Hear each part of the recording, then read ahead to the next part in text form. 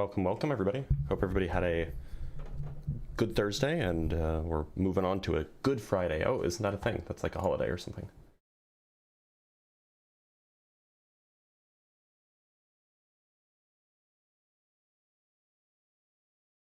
Welcome. We are finally live.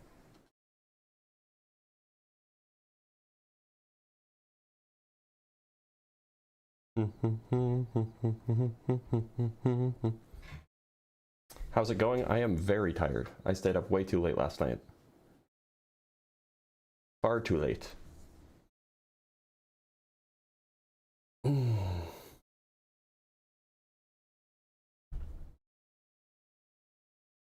I have to go vote in person today. Why do you start streams very early? Well, I start them at 9 in the morning so that my streams can be over by noon so that I have time to work on other stuff. Are you afraid of death? In sort of an abstract sense.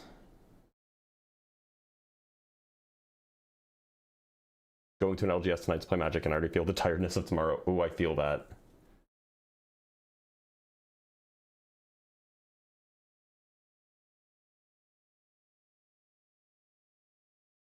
I feel that. All right, well, we do have our first guest.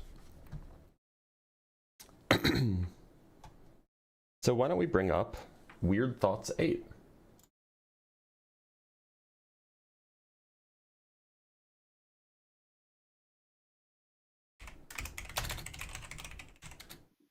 Weird Thoughts 8, how's it going?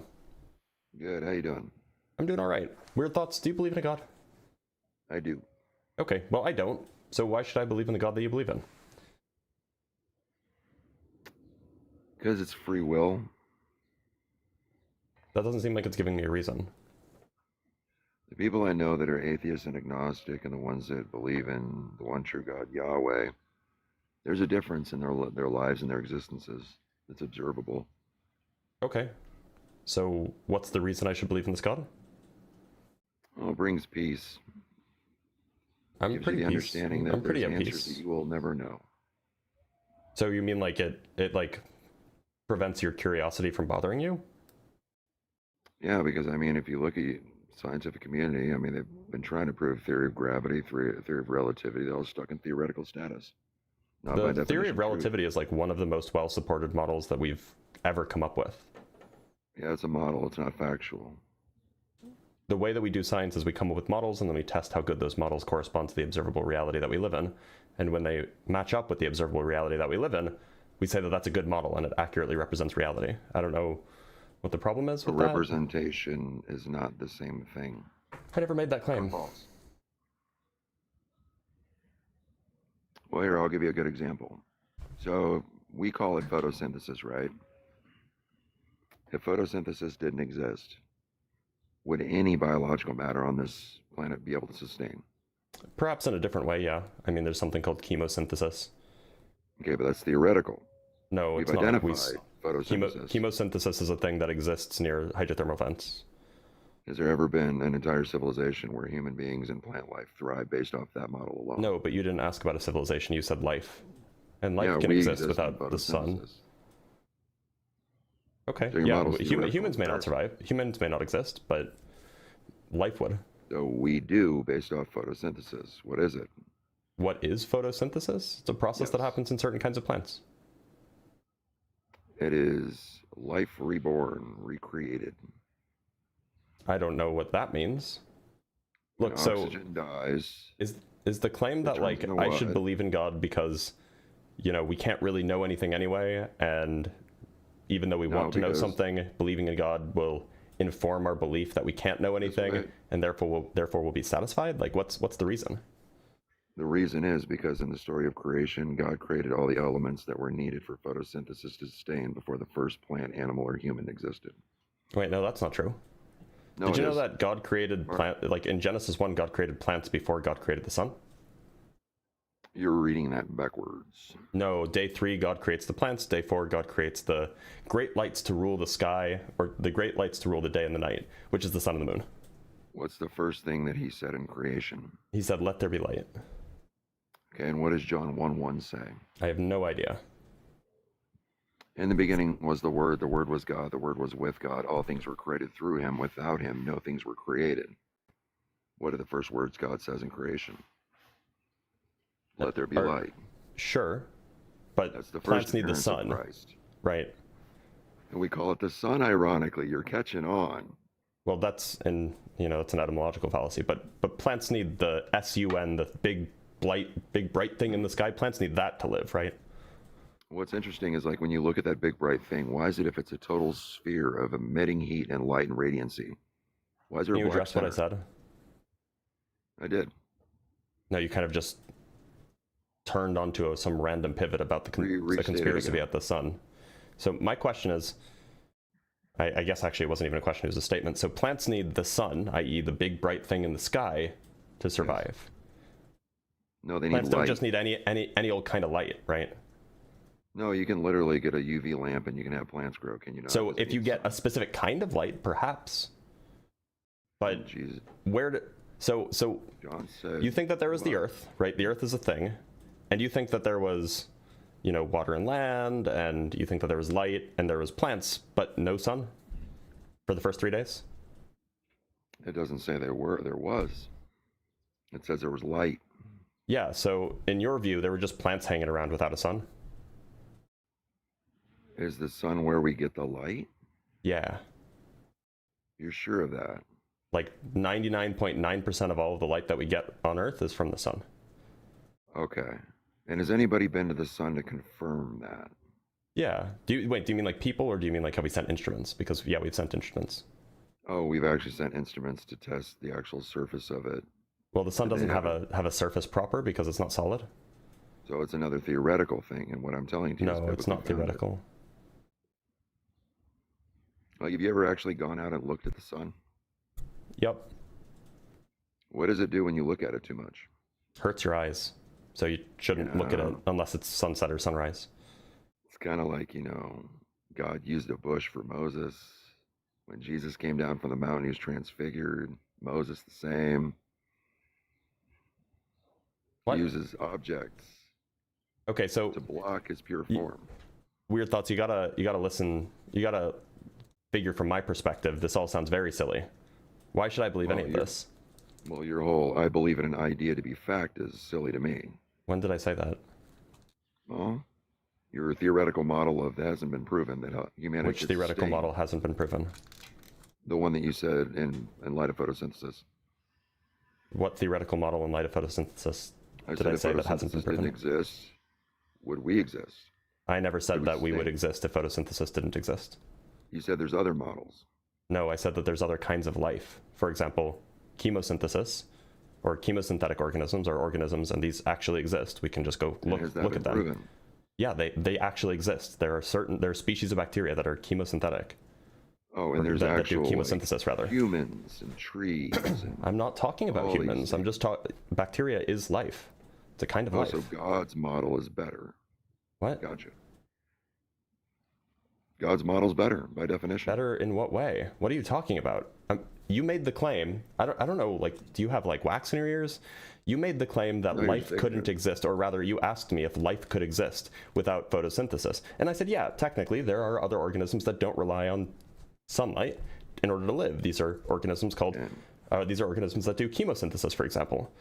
And then you for some reason brought up humans. Like that, my claim wasn't that like, oh, humans could exist with chemosynthesis. Like that wasn't my claim. I don't know why we're comparing. Like this is a crazy Because thing we're that you're using doing. observable nature right now. You're desperately reaching for a minimal, obscure equation to try This to isn't an assimilate. equation. It's just a kind of bacteria. What? That bacteria, can it exist without oxygen or light? It exists without light. I don't know if they exist without oxygen, though. I can look that up. In anaerobic bacteria.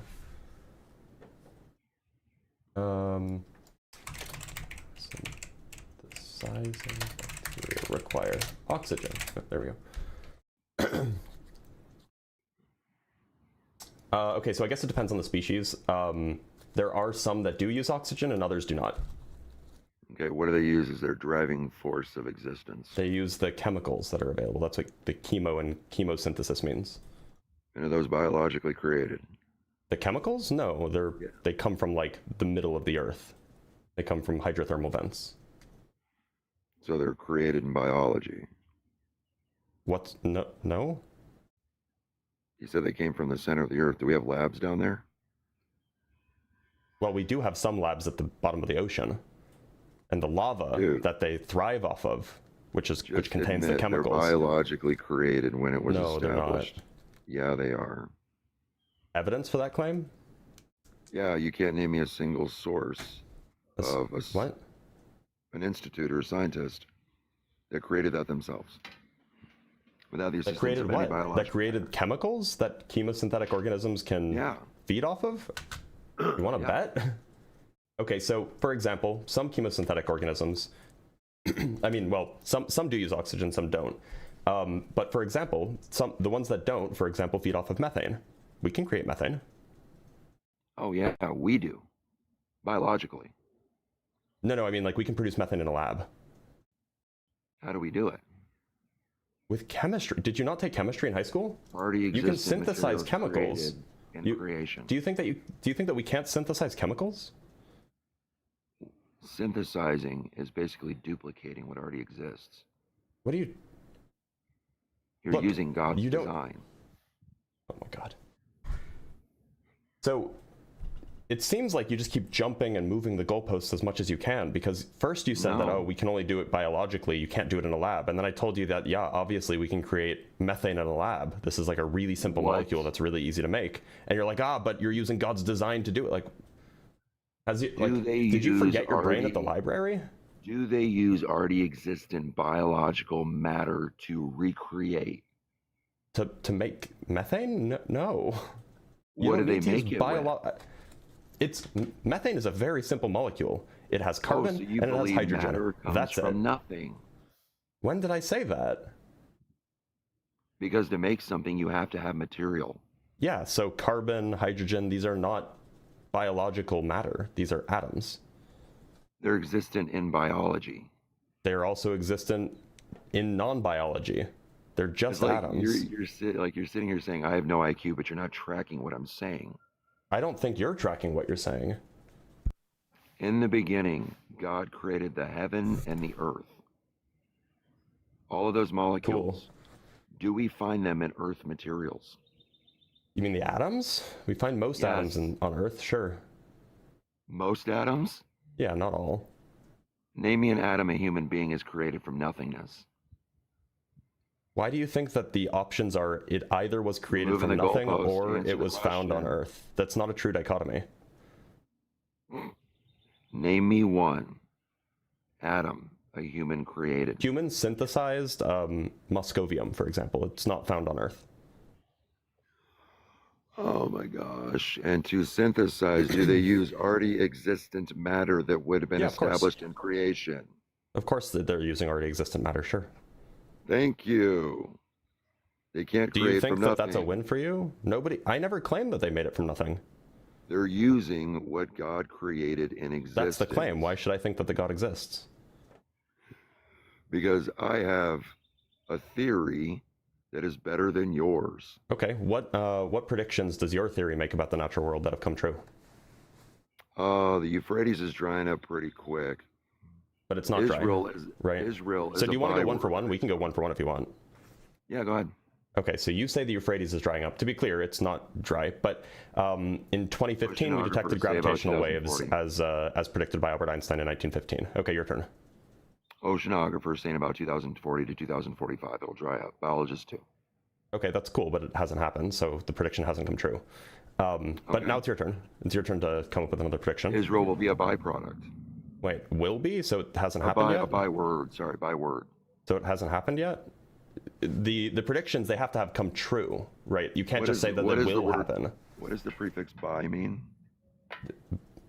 I have no idea. It's used to like indicate like when something is official in some case. So if it's a byword, Israel isn't just full of Israel. What are you talking about? Look in the temple. They have an Islamic mosque. What's the prediction that the world or that your model made? Oh, what you're doing. What? I can't remember what Bible verse it is, but they will be lovers of themselves, seekers of their own word, their own truth. They'll be vain, narcissistic, filled with anger, hatred. Okay, Will not know how to love. That's your one, that there will be atheists who are vain and narcissistic. Okay, cool. Not a very specific prediction, but fine, maybe that counts. In 1974, I believe it was 1974, Peter Higgs and 4 other physicists predicted the existence of the Higgs boson. This was detected in 2012. Your turn.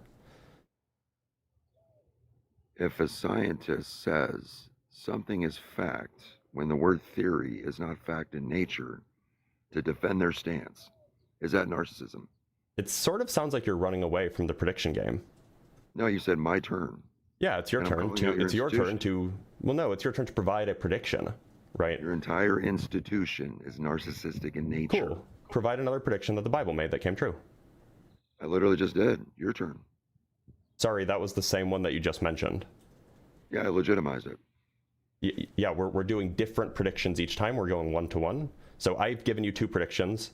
You've given me 2 predictions. Now it's your turn to give me a 3rd prediction, and then I'll give you a 3rd prediction. In the end, there will be rumors of war, famine. Okay, so has that prediction come true? In the last 5 years. Sorry, has that come true?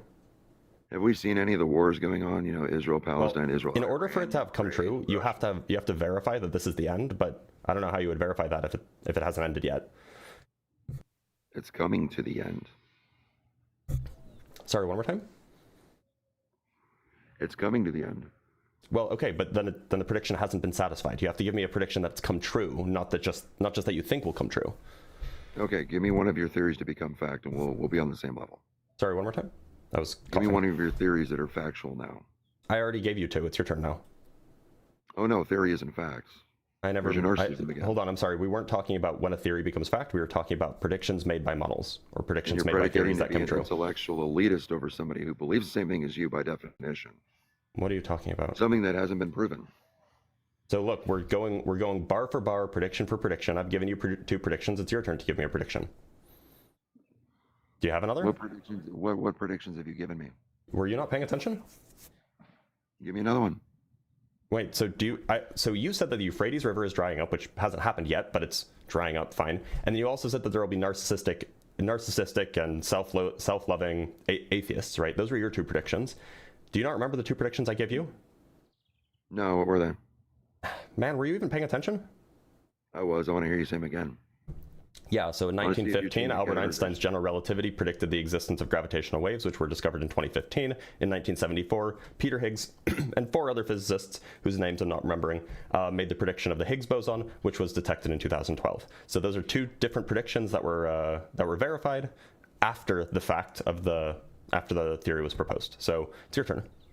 Okay, so why do those still sit in theoretical status if that was proven to be fact? I'm sorry, it seems like you're running away from the goal here. The goal is for you to provide another prediction. You're trying to sugarcoat a theory again. I'm not trying to sugarcoat anything. We're talking about theories that make predictions. My theories make better predictions than yours do. Well, here, I'll make an observable fact comparative to your theory. Sorry, give me another prediction that your God theory Something has more weight or density true. than another. Does it fall? I don't even know what that question means. I'm sorry, I'm not going to let you pivot away from the game that we were playing. Do you have another prediction that came true or no? Sit down. Do you have another prediction that came true, or are you just going to run away from it? No, you're proposing theory to be fact. I didn't say that anywhere.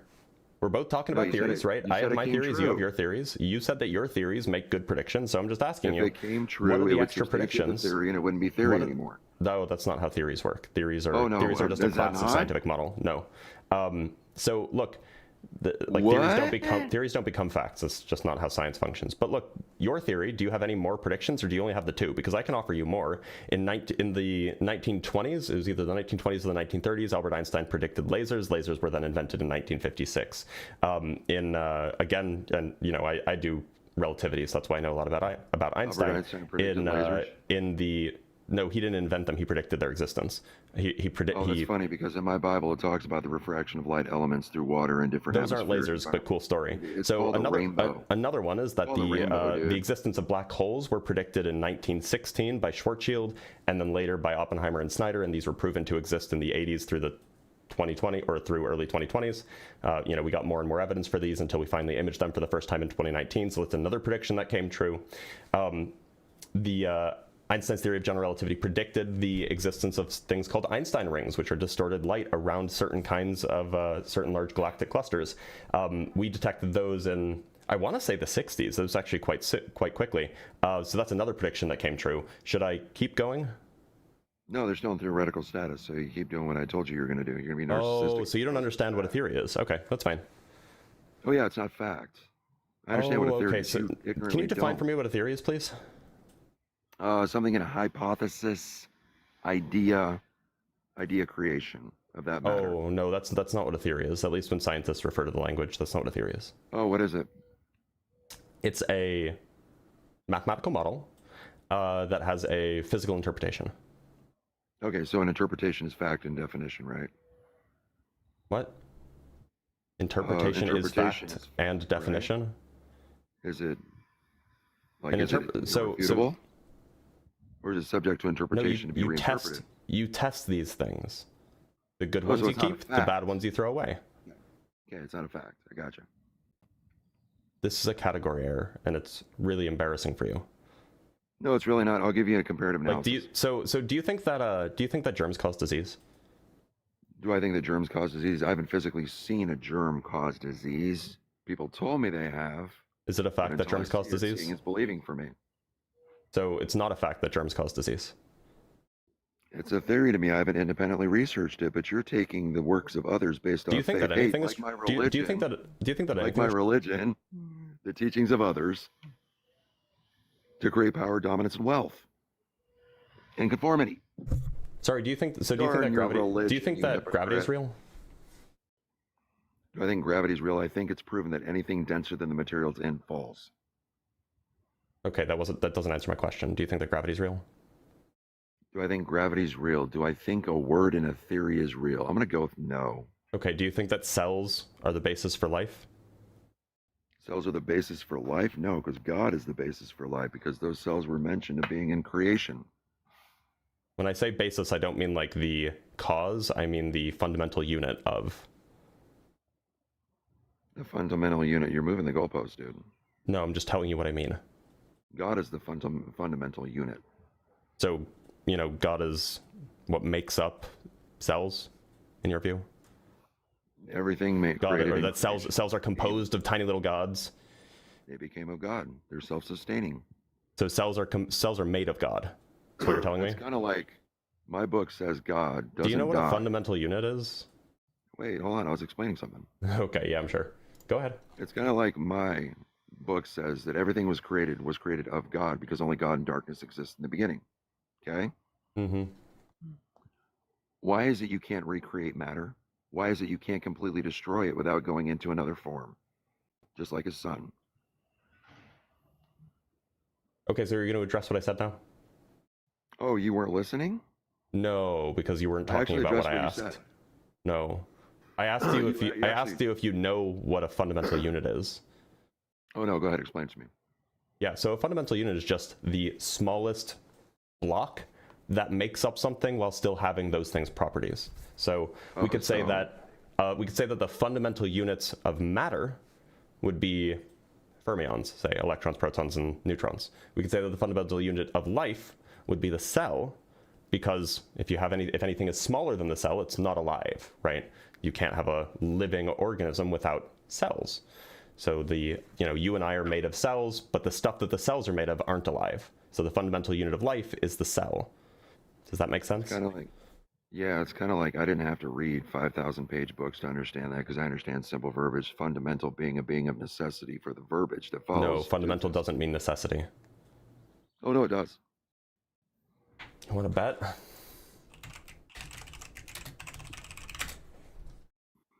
If the foundation doesn't exist, does anything above it exist? No. Do you know what the word necessary means? Dude, are you moving the goalpost? Well, no, I mean, like, you just don't know what the word means. Here's the definition. I actually went to college for creative writing and journalism. I know what similes are. Bet. So fundamental, serving as a basis supporting existence or determining essential structure or function. Yeah, so if the basis wasn't there, like I said, the following wouldn't matter. See, I did it with less effort. And I didn't need AI Okay, so do we overview agree that cells are the fundamental unit of life? Oh, yeah, they are. Okay, Sure. Do you understand that that's a theory? that it's a theory. Mm-hmm. My Bible says it's a fact. Everything created came from God. And those fundamental structures cannot be completely destroyed. Or what? Created by man. The fact that cells are the fundamental unit of life is a theory. It's called cell theory. The cell theory is a scientific theory. Yeah, and it tells you about a fact that cells are the fundamental unit of life. So it seems like facts can, or theories can be facts, actually. No, they can't. Only stupid people believe that. So you think that cell theory is not a fact? What is the difference between a scientific theory and a regular theory? A regular theory is a shower thought that people like you have when they get high and then they go stand in the shower for 45 minutes. A scientific theory is a well-supported model that has a mathematical basis and interpretation and is supported by the data.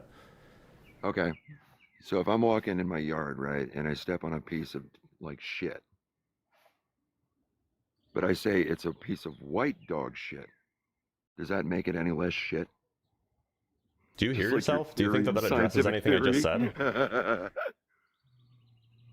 Do you think that you don't even anything understand how simple words work, dude. I wouldn't even get started in microbiology and that stuff. So, to be clear, you do agree that cells are the fundamental units of life, but you don't think it's a fact that cells are the fundamental units of life. My book says it. The creator of the universe, the only one to exist. So you think that cells are the fundamental unit of life. Great, I'm glad we agree. And you understand that the cell theory is the theory that cells are the fundamental unit of life. And so if you think it's a fact that cells are the fundamental unit of life, and it's also a theory that cells are the fundamental unit of life, then it seems like theories can be facts. No, because I didn't say. I said I believe what's in the book. It doesn't say anything about a cell. So then why did you say that you believe that cells are the fundamental units of life? No, I said all matter came from God. Oh, do you want me to replay the do you want me to replay the lie? Because I can do that for you. I may have missaid it, but I said all matter. That's why I said it couldn't be created or destroyed. Here, we will replay. So you think that cell theory is not a fact? Hold on, we'll rewind a little bit. Sorry. What is the... That cells are the... Do you understand that that's a theory? Okay. That it's a theory? Mm-hmm. My Bible says it's a fact. Everything created came from God. It's a I did it with less effort. And I didn't need Okay, so do we agree that cells are the fundamental unit of life? Oh yeah, they are. Okay. Sure. Do you agree that cells are the fundamental units of life? Included in matter, they Ryanstein. are. So you did agree that cells are the fundamental units of life? Because my book, The Truth, tells me so. Because okay, cool. God but that means so you think it's so you think it's a fact? You can't destroy or create. So do you think that it's a fact that cells are the fundamental units of life? My book says so. So yeah, I was included in the matter. Okay, so it's a fact that cells are the fundamental unit of life. But did you know that it's also a theory? It's called the cell theory. You know what's funny is a Christian, after how many hundreds of years of research, just proved your fact for you. Cool. So you just agreed that the cell theory is a fact? No, it's still a theory. Ah, but you said it was a fact just not 10 seconds ago. I was actually saying a lot of stuff just to like get you to stop talking because you kept moving the goalpost. Sure, I've been very, very focused on this for a long time now. It seems like that you don't understand what just happened, how you just got cornered and then obliterated, but you did just agree that a theory is a fact. Oh no, it's like we're not going to avoid the fact that what I said is a white piece of dog shit, less of dog shit, and you didn't answer. Yeah, because you were pivoting. You were trying to avoid the conversation. Oh no. Indeed, a theory can be a fact. You pivoted to this out of desperation. I was talking about this before you brought up your dog shit argument. Oh no. By the way, double entendre intended. About what? We'll let the comments laugh at that. Yeah, so we've established that theories can be facts. The moment you realize all your theories were in majority created by God-fearing Christians, man, your life's going to be below. Yeah. Were they? You sure about that? Charles Darwin believed in a theologic matter, a creator. Charles Darwin didn't believe in God. Studying to be a Christian missionary before his father. And when he died, he didn't believe in God. Albert Einstein was not Christian in any sense of the word. And multiple autobiographies state that, Darwin professed Christ before he died. No, actually, it's funny that you say that because there is one. Lamaccia, creator of the Big Bang, hold on, wait a minute. I'm sorry. Did you say that there are multiple autobiographies? Biographies, autobiographies, either or. Not the same thing. So there is one account from one Were you gonna try to person. move for words? There is one account from one person who didn't really know Darwin, who makes the claim that he confessed to Jesus or whatever on his deathbed. But that person wasn't his family member. His family members were there with him on his deathbed, and they have disagreed with the claim of this person. So no, it's not the truth really? that Darwin was a Christian all of a sudden right before he died. Also, Albert Einstein was in no sense of the word a Christian. About whose information you select. Well, it's subjective. I don't know about you, but if I'm going to believe anybody about the last words of a person, I'm going to believe their family who was there and not the words of some random neighbor who wasn't there. Well, what's funny was, didn't they say that he spoke it before he died? That's what this one woman said. That's been debunked 100 times to Sunday. Was Darwin's family like you or like me? I don't know offhand, but Darwin's family rejected they were that like he confessed towards Jesus. They were like you. I actually don't think that's true. I know that because I've looked up the truth. Was Darwin's family Christian? Let's find out. Charles Darwin's family was deeply tied to Christianity, though with highly progressive and non-traditional views. His parents and extended family were largely Unitarian, emphasizing reason over strict dogma. His devout wife, Emma Wedgwood, was a strong traditional Christian who actively debated these concepts with him. So, yeah, even his wife was a really devout Christian. So, no, his family, that was... What the fuck did you just overlook intentionally after reading that? Read that again. Emma Wedgwood was a strong traditional Christian who actively debated these concepts with him. Which family members said that he didn't say? That's his wife. I think it was his children. But we can go look up the children of... Did his wife say that they lied? Let's go. Do you want me to pull up the historical text that we have access to? Because I don't know this off the top of my head. I learned about this, a few years ago, and so I'm pulling it out of the recesses of my memory. One sec. Okay. So, how do you feel about AA Overview? I mean, it has sources, but how do you feel about me reading AA Overview? I can or I don't have to. As long as the source isn't like Reuters or Wikipedia, I'm fine, dude. Okay. How about the Saber and Scroll Journal, History Extra? Yeah, World Journal's fine. Okay.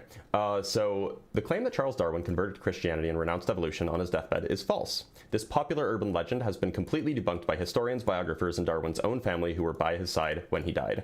The myth originated in 1915 from an article in the Watchman Examiner featuring a story by an evangelical speaker named Lady Hope. She claimed she visited Darwin shortly before his death in 1882, and that he expressed regret over his theory and wished to teach people about Christ. Historians and Darwin's family have thoroughly discredited this account based on the following facts.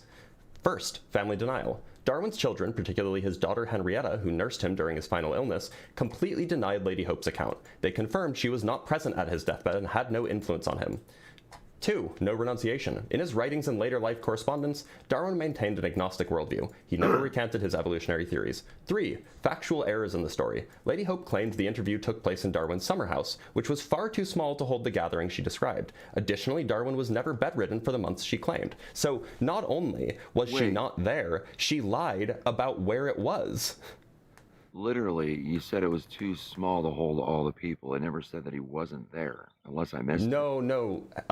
Lady Hope wasn't there during the months that she claimed that she was.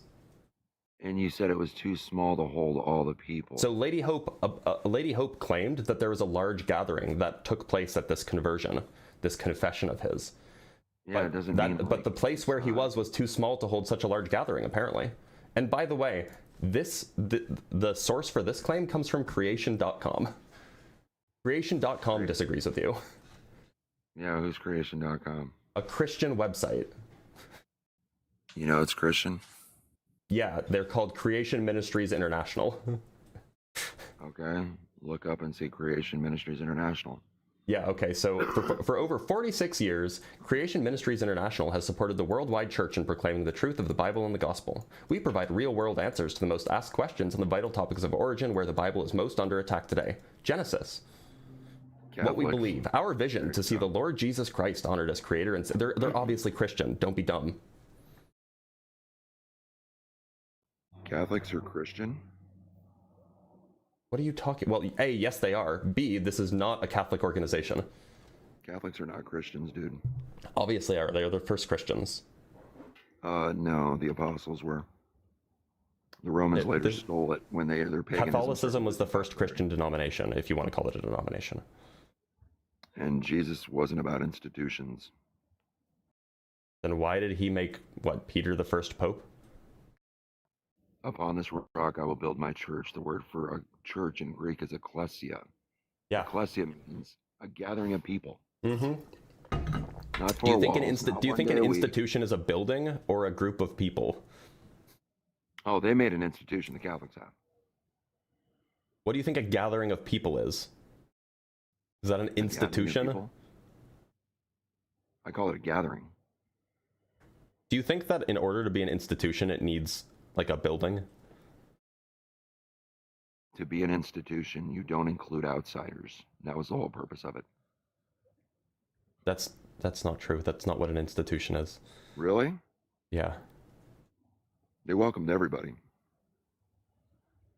That it doesn't make it not an institution. Are you just trying to like dodge, duck, dip, dive, and dodge to like get out of the fact that even your own Christian brethren disagree with you about Darwin converting on his deathbed? They're not my brethren, dude. They believe in that Jesus Christ is Lord and Savior. They also baptize children, which is never taught in the Bible. They also pray. How do you know? You don't even know who they are. Blasphemy. No, I have buddies that are Catholic. Nowhere on this website does it say that they're Catholic. Worldview. Okay, let's go to worldview. Catholicism is the biggest global spread of Christianity. What worldview? Where does it say worldview on their website? When you read the actual synopsis, it said something about worldwide. Do you think that you're not supposed to spread the gospel worldwide? No, you are. God used that. Okay, God so it says, for over 46 years, Creation Ministries International has supported the worldwide church in proclaiming the truth of the Bible and the gospel. So you think that that means that they're Catholic? Because they're not Catholic. You're just, honestly, you're coping. What is the At this point, you're church? Coping. Whatever church, it's Creation Ministries International. That's the name of their church. I'm coping because I'm calling out people. There's to be clear, there's no evidence that this is a Catholic organization. So you're just like coping at this point. Well, type it in. I'm actually curious if they say anything about the Pope on their website.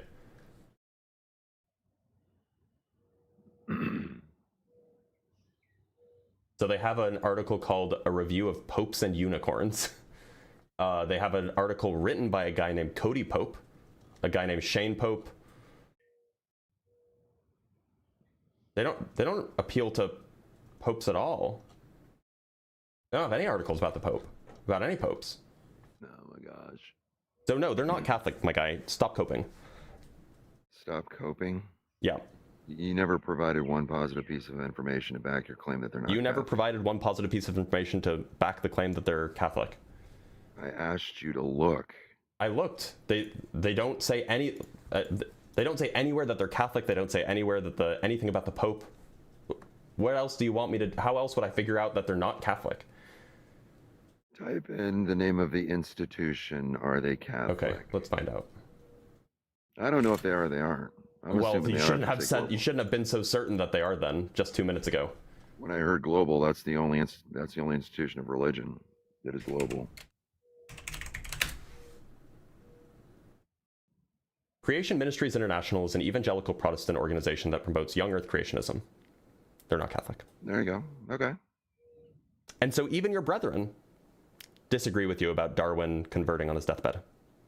Okay, one person made a positive claim and nobody provided any substantial evidence to disclaim it. No, in fact, we saw exactly what the substantial evidence was that disproved the claim by Lady Hope. People said The family that was there.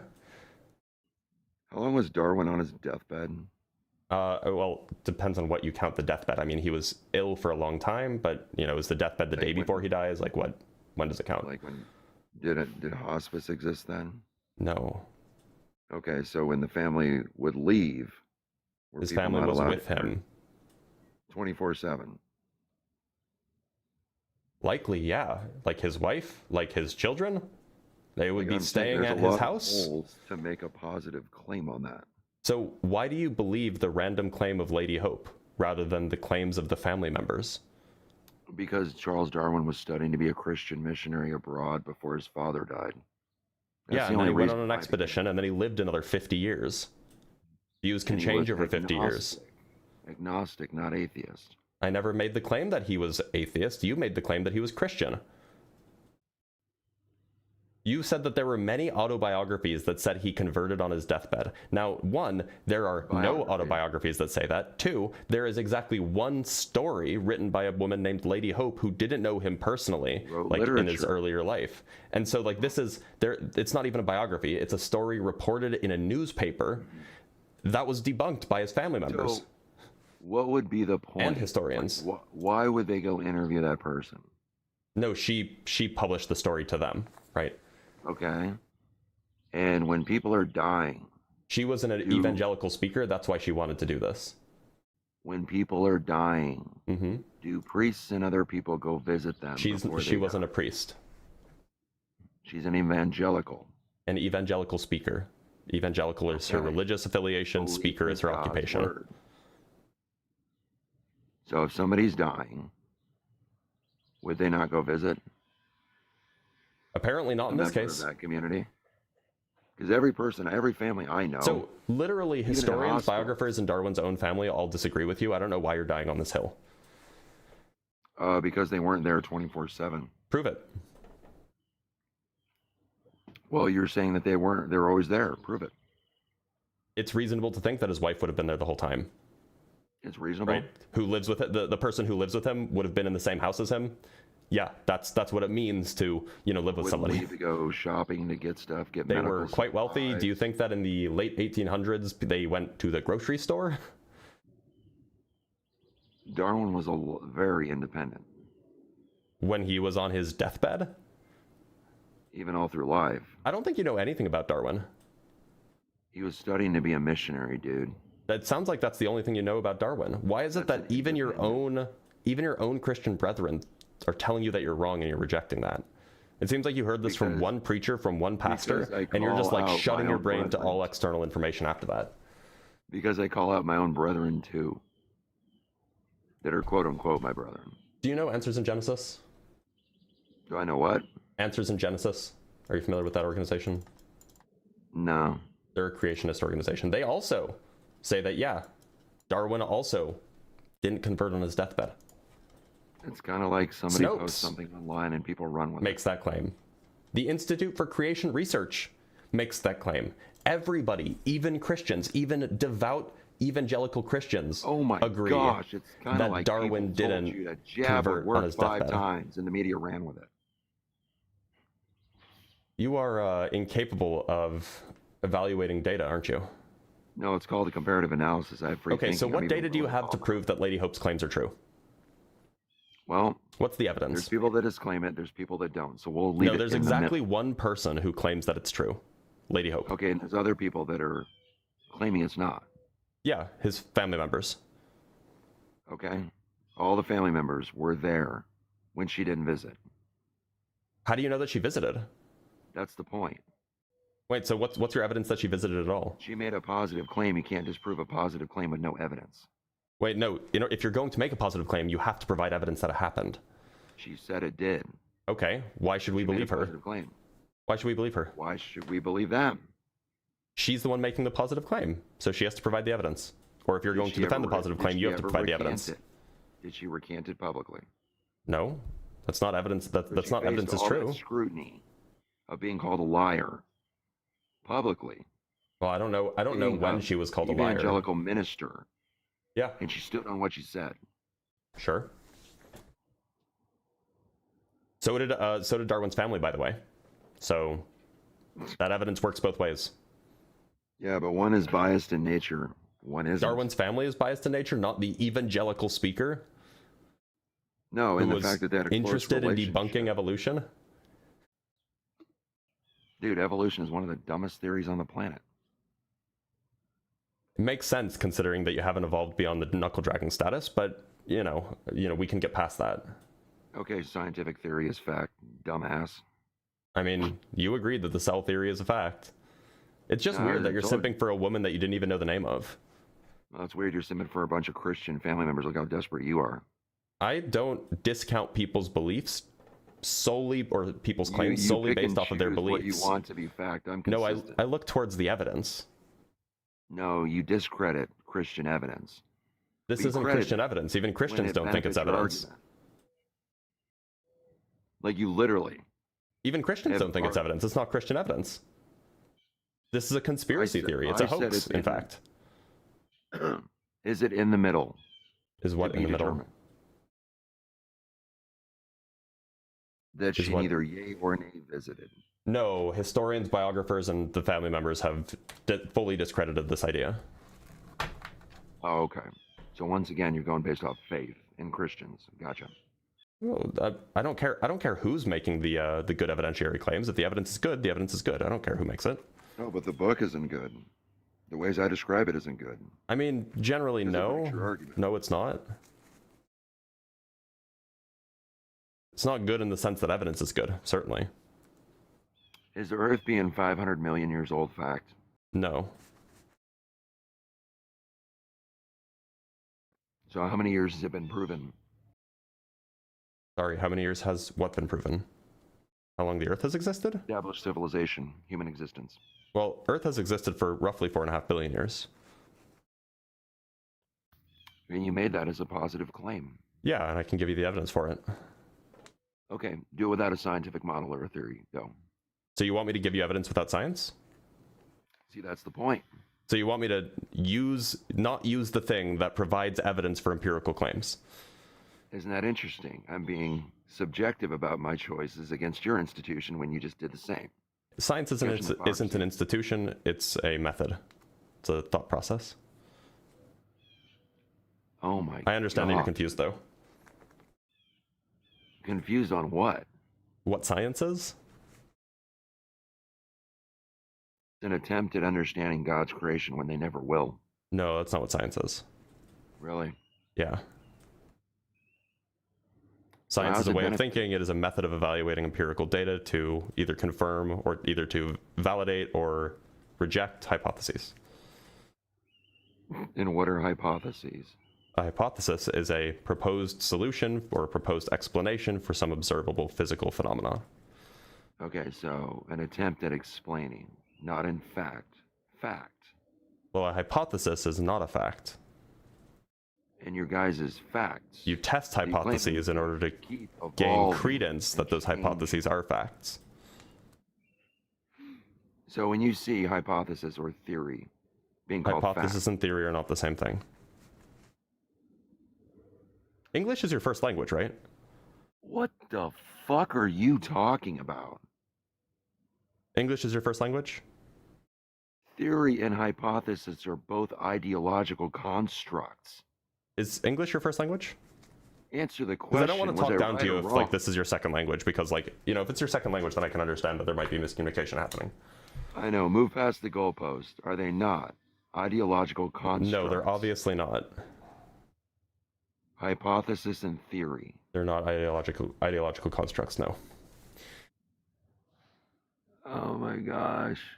This is literally what supposedly sends rockets into space for billions of dollars. No, it's not literally what sends rockets into space for billions of dollars. This is a conversation. This is literally a conversation. I know. It You're is proposing analogous to what sends rockets into space, perhaps, but not literally. You're proposing idea as fact.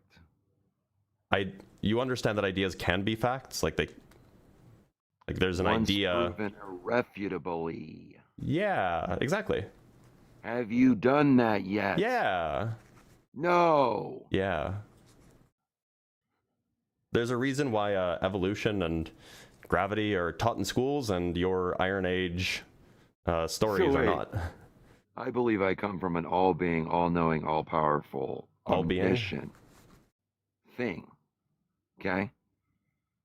And you believe you come from a shit-throwing monkey.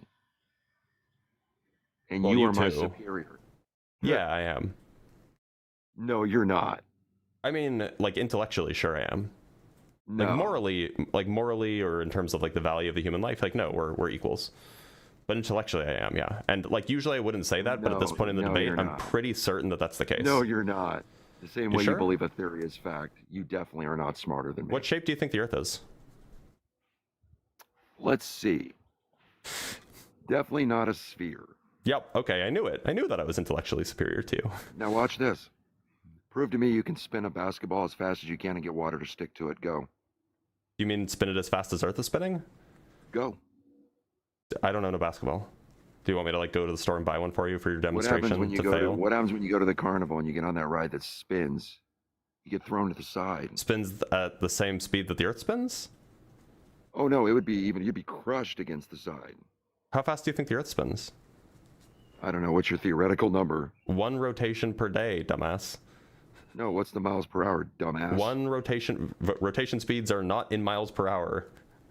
Okay, what's revolution per day? What's RPD?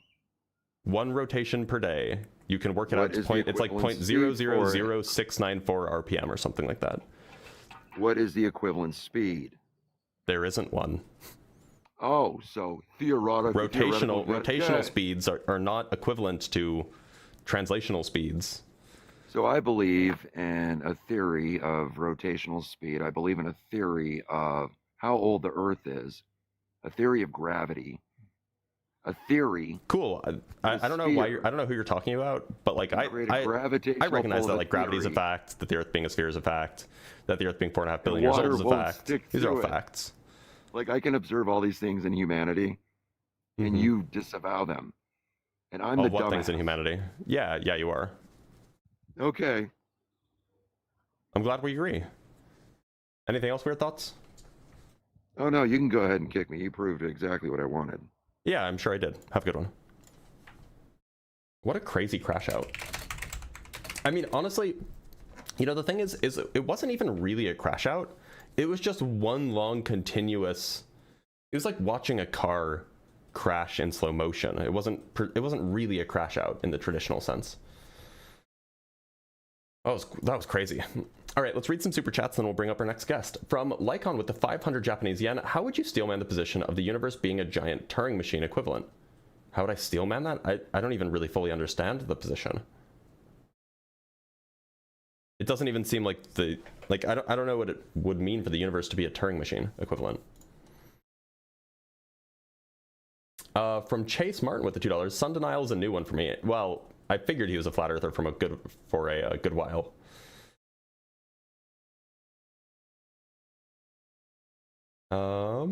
We have £2 from Christopher Sanford. A head ran away from the game. How predictable. Yeah, I mean, like he was pivoting as much as he could. From Dr. Fudge with the $10, another example of a guy who's mad that there are people smarter than him and needs to completely distort reality around his own ego until he feels superior to all those stupid smart people. So look, I'm not usually the one to say like I'm more intelligent than somebody, because like I think that intelligence is A, really hard to measure, and B, really multivariate, and C, you know, it's just not a good look to like be arrogant or be, you know, cocky, right? But in his case, I think that it's probably just true.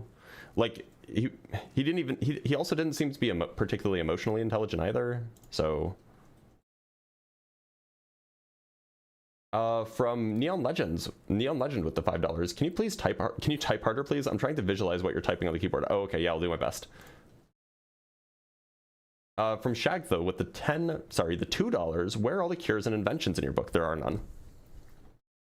From Eat Some Shorts Triple Shot, that double wordplay broke his brain so bad there was no head to even whoosh over. Clip this pose. Oh yeah, I know, he's going on YouTube, don't worry.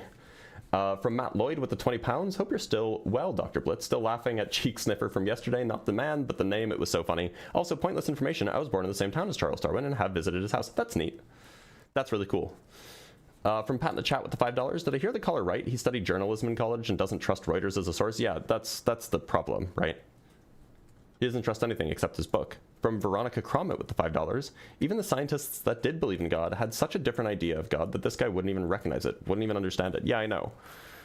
Like, we just fought on Darwin for a while because it was a crazy thing to claim, right?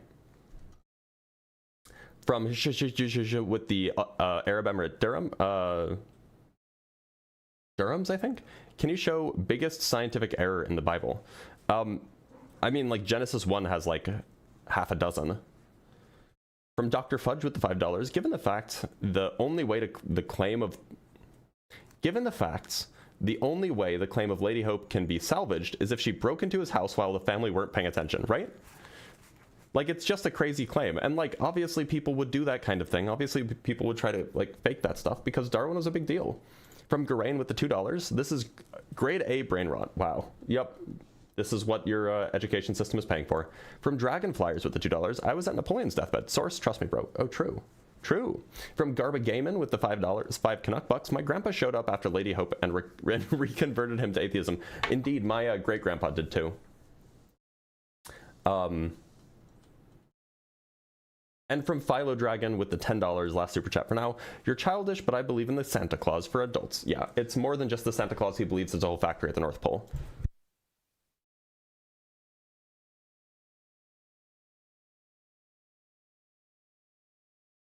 I forgot I'm supposed to dab when I sneeze.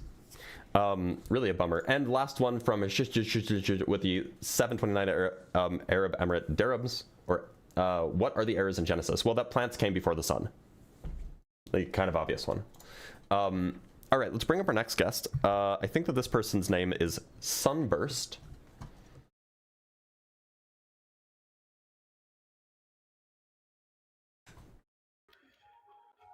Hello.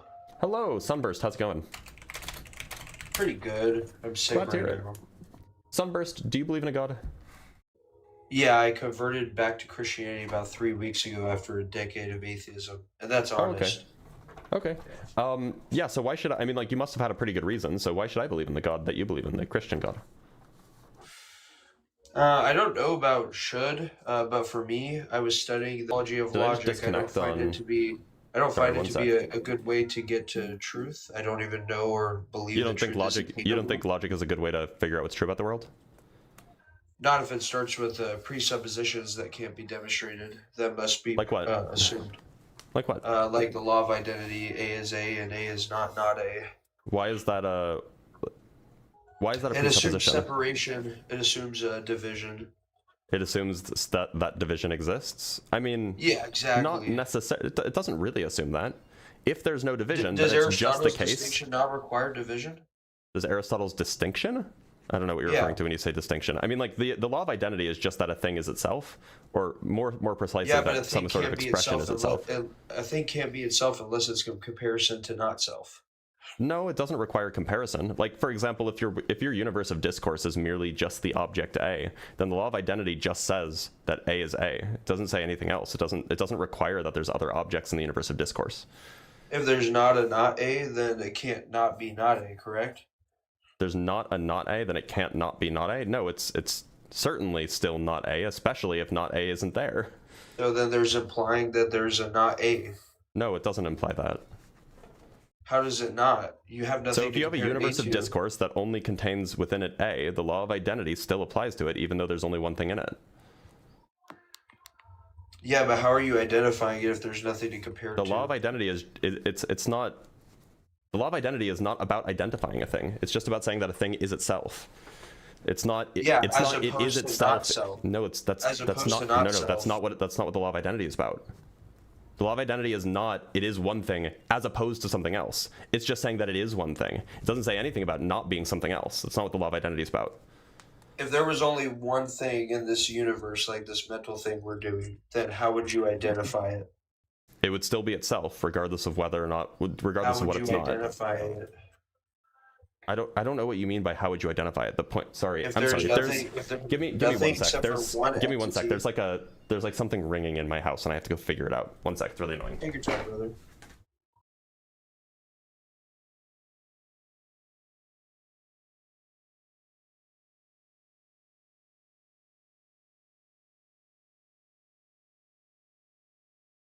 Sorry about that. Somebody left the freezer open and it started beeping because it was annoyed. Anyway, yeah, so the point is the law of identity is merely about, it's merely a statement that a thing is itself. It's not a statement about what a thing isn't. It's just a relation between a thing and itself. It's not a relation between a thing and anything else. A thing in itself? A relation between and itself. Yeah, it's a relation between a thing and itself. Okay, and so if you only have one thing in this reality, right, Mm-hmm. then what would you identify it as? Whatever it is. If it's A, it's A. If it's the How number do you 6, find it's the number out what 6. something is? How do you find out what something is? Yeah, especially in the universe of discourse. Like it depends on like what the context is of this thing. Are we talking about like a set theoretic context? Are we talking about like a set theoretic context? Are we talking about an arithmetic context? Are we talking about some sort of ontological context? If you're trying to find out what something is, you have to compare it to something else. Especially, to be clear, that assumes division. The law of identity is not about figuring out what something is. That's like an epistemological claim. That logic has nothing to do with that.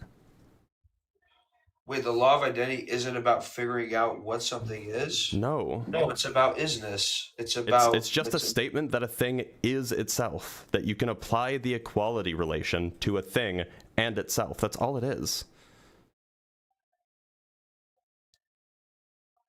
I'm confused, honestly. I understand that. Look, so the law of identity is not deep. It's not like, well, you can identify a thing. Like, it's not deep. It's just that we use this notion of equality or this notion of identity when we're talking about, like, when we're making formal claims logically. When we say that, like, you know, for example, if I say that, what would be a good example? If I say that Clark Kent is Superman and Superman is a superhero, the law of identity just means that I'm allowed to use, it just means that, for example, Clark Kent is the same thing as Superman. Or actually, the law of identity doesn't apply, or the law of identity kind of implies it because of the transitivity, but it doesn't directly say it. The point is that we can use the law of identity to make substitutions. Okay. It's just that a thing is itself. It's like, this is not a deep fact. A thing is itself, yeah, but in comparison to Clark Kent is Clark Kent, yes, thank you. Okay, so then there's no other being that could be Clark Kent, right? No, it doesn't actually mean that. It doesn't imply that. Okay, can Clark Kent ever be not Clark Kent? Could Clark Kent ever not? I mean, like, in some sense, like... Can A ever be not A? In the same sense of A, you would have to use the law of excluded middle and the law of, well, you'd have to use the law of non-contradiction and the law of excluded middle if you wanted to get that. Would you agree that the axioms of logic are presupposed?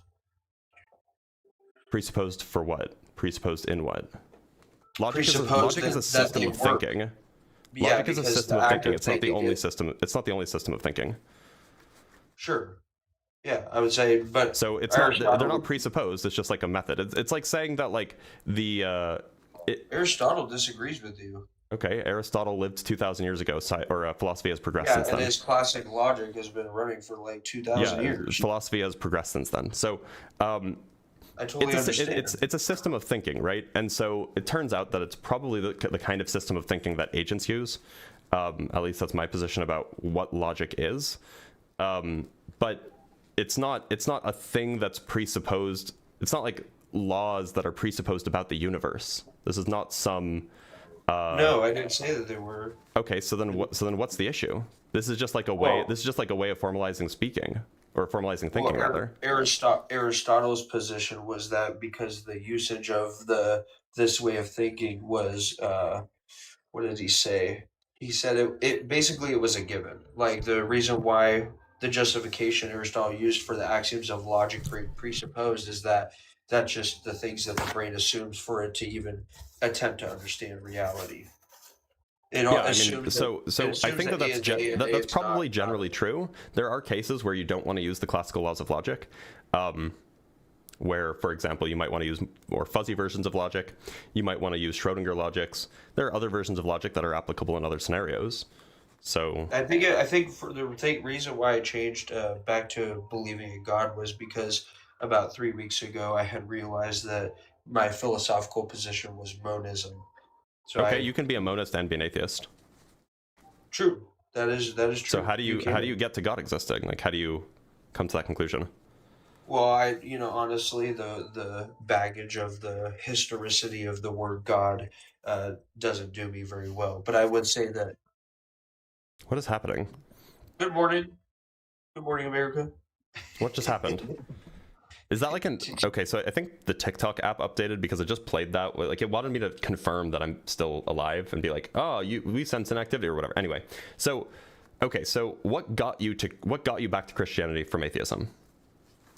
I did find I did find, you know, the methodologies that we use to get us closer to the truth. I'm not convinced that objective truth is attainable. And Okay, so but how all does I that get have you to left is, Christianity? well, I would say I'm a follower of Christ, but I wouldn't say that I'm a Christian. That's what a Christian is. Again, most Christians would say that that's not what a Christian is. But yeah, you know, so many different sects of Christianity go, this is what makes you a Christian. This is what makes you a Christian. So yeah, I do subscribe to the position that if you're following Christ, you're a Christian. But a lot of modern Christians. So look, so you could be skeptical of like logic. You could have like a different take on like metalogics and things like, or on, you could have like a different metalogical take or something like this. I don't see how this gets you to Christianity, or even to a God for that matter. It doesn't. I'm not saying it gets you to Christianity. I'm just saying once I found that. So then, what got you to God existing? To that position. Well, I'm not saying that I know He does. I mean, what got you to the position of believing that God exists? I found that it's all my personal experience, and yeah, it's all I have. So, you know, it's like I don't think we have a sound methodology to approach objective truth, and so all we have left is our hope and our faith and our belief. You don't think we have a sound epistemology or a sound methodology to get to truth? And so you're just like, well, may as well believe that there's a God. Huh? So you were like, well, we can't know anything for certain, so may as well believe in God. Yeah, and here's the thing. Can I just impart you with one thing before I go? Because I'm really not trying to, you know, confuse you. I really want to understand how you go from, we can't know anything for certain, therefore I believe a God exists. Those two things seem completely unrelated. I got you. And here's one of the things that I noticed when I self-reflected after I switched back to theism, right? Well, I'm not interested in what happens after you switch back to theism. I want to know how you went from atheism to theism. I understand, but can I just give you this one event that occurred when I was self-reflecting? It doesn't really matter to me. It should, honestly. So this is what I realized is, looking back on all the times I was entering debate spaces and studying logic and studying metaphysics in an attempt to bolster my position against theism, I found that if I don't have a sound methodology of approaching objective truth, and maybe nobody might, then when I'm in debate spaces trying to reason people away from God, all I'm doing is, in this cold world where a bunch of suffering happens, all I'm doing is trying to decimate people's last hope, even if they can't demonstrate. Okay, so why did you go from being atheist to theist? What was that process like? Because I found that I had no methodology to approach objective truth, so I went with my hope and my faith. So you just like, so it's just vibes? I mean, what do you have a sound methodology to approach objective truth? I'm a pluralist about truth. I think that there's a bunch of different ways that we use the word truth, and I think it refers to a bunch of different things in different contexts. Well, that's why I specifically said objective truth. I don't think that there is such a thing as like objective truth. Now there can be facts about the world, and those would be empirical statements, and so I think that we can come to truth about empirical statements by using observations and using empirical processes. We have to clarify for the audience that a fact in science isn't used as a truth, even though colloquially that's how people use it. It just means observation. I'm not saying a fact is an observation. I'm saying a fact of the world, meaning a state of affairs, a way the world actually is. I'm saying science considers the word fact to be observation. I'm not using it in a scientific context. So are you using colloquially to substitute fact for truth? You're saying fact means truth. I'm using it in the philosophical sense of a feature of the actual world, the actual state of affairs. Okay, so then how do we know that we're experiencing any features of the actual world? Deep breaths. What's the one factor that takes you from the position of saying we use empirical methods to learn about the world around us with high confidence. We use mathematical methods. It's a good way of dodging saying you can't approach truth. Look, if you think that truth only happens, well, to be clear, I think that truth is probably... I don't believe in objective truth, just like you don't believe in objective truth. I don't even know what you mean by objective truth. You just said I don't believe in it like 2 minutes ago. Yeah, so when you say that you don't believe in it, I think that that's probably referring to something that I'm not sure what you mean. I'm saying I don't believe knowing the ontological, like, as what is, regardless of... So then how does that get you to a God? Like I said, if I can't get to objective truth, all I have left is my faith and hope. If I can't get to a position which I can understand reality ontologically, do you think that faith and hope is more likely to get you to objective truth? And I'm not saying it's guaranteed to. I'm asking more likely. No, I don't think it is, and I don't think faith and hope should be used as an attempt to approach truth. And I think any Christian or any theist who says it is just as wrong as the person saying that logic. So it's what it sounds like you're telling me is, and correct me if I'm wrong, I'm not trying to be uncharitable here. It sounds like what you're telling me is that you have literally no reason to believe the thing that you believe in. Because you don't think that reasons exist. Yeah, exactly. Yeah. Okay, well, I guess we are in disagreement there. I think that reasons do exist, in which case I don't think that you having no reason will be able to provide me a reason to think that so then I guess my question would be to you is, how do you know reason exists? Well, look, like this is a as far as I'm concerned, it's a fundamental aspect of being an agent that we consider reasons. And so if you want to change that very fundamental position of mine, you'll have to provide a good argument. I'm not trying to reasons don't exist.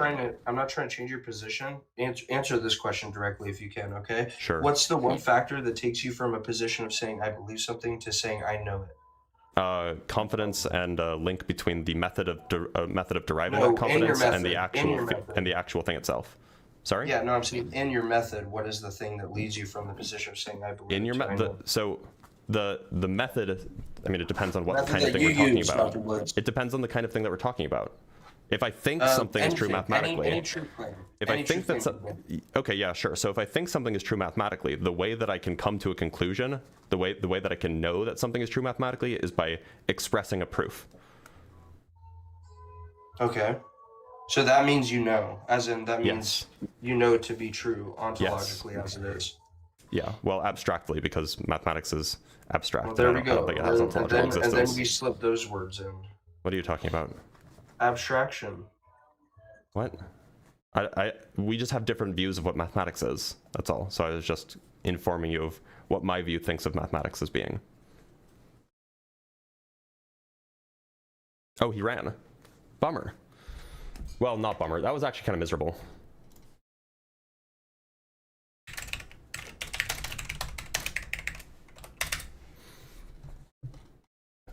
All right, let's read some super chats and we'll bring up our next guest.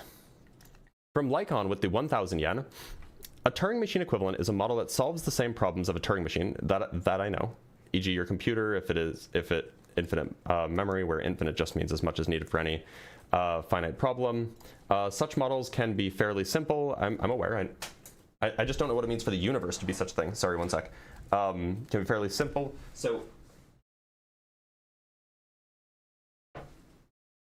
So how about the possibility that the universe is configured in a way to allows very slow computation? Speed is irrelevant given infinite time. Well, look, so in some sense, basically anything can be a computer. Maybe not Turing complete, but basically anything can be a computer if you have something interpreting the inputs and outputs appropriately, right? But I don't think it's the case, because that would mean that it's configured. Intentionally configured with like some interpretation given to the inputs and outputs, which would imply a creator, so I don't think that's the case. From Tim Davidson with the $5. If there's one item in the universe, it would be the thing. It, that, there, all of it, everything. Yeah, there you go. From Quantum Tap with the $2 Australian. Extraordinary claim requires extraordinary evidence. What would convince? From between Quran and Bible, which is worse scientifically?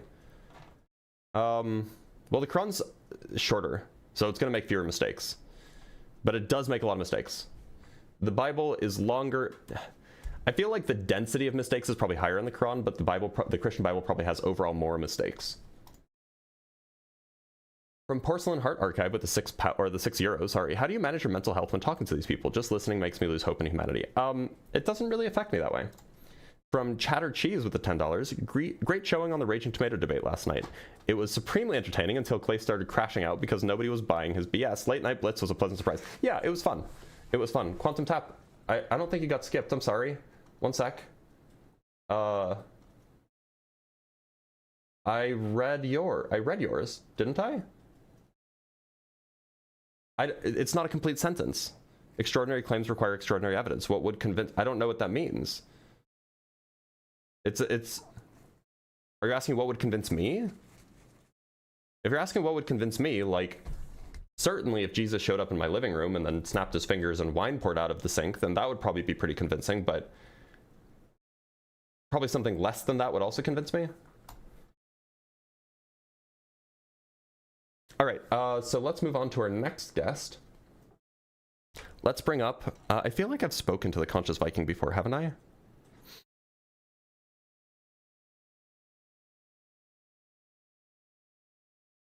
Let's talk to Lenzus Planus. This sounds Latin. Hello. Lenzus Planus.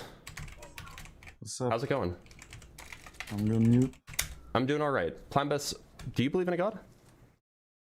Yes. Okay, I don't. Why should I believe in the god that you believe in? No, I'm not trying to like convince you that you should believe in a god.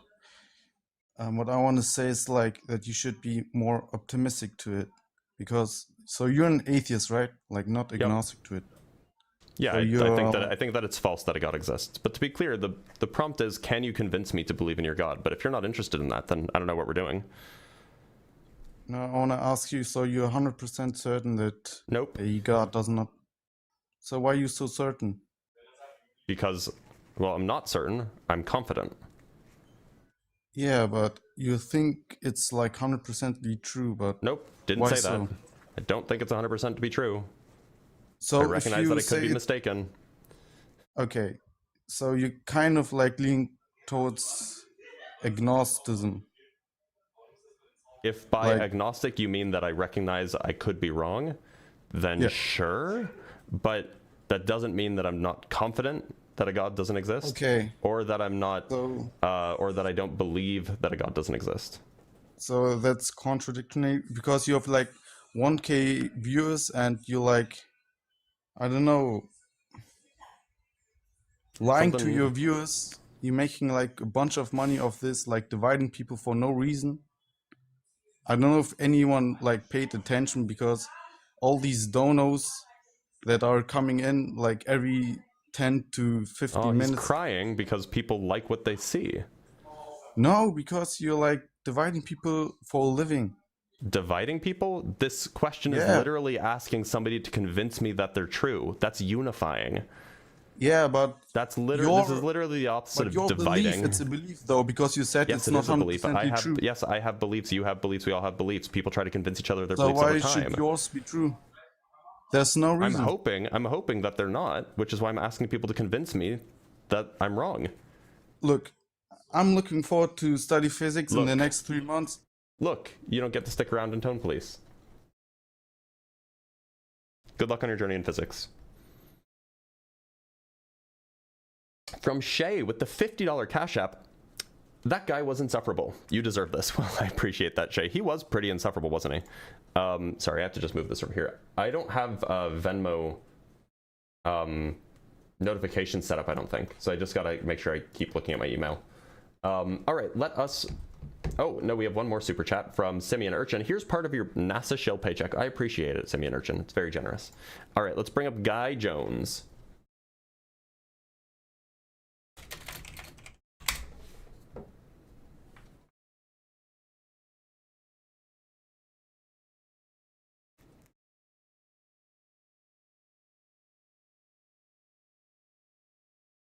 Looks like Guy Jones doesn't want to come up.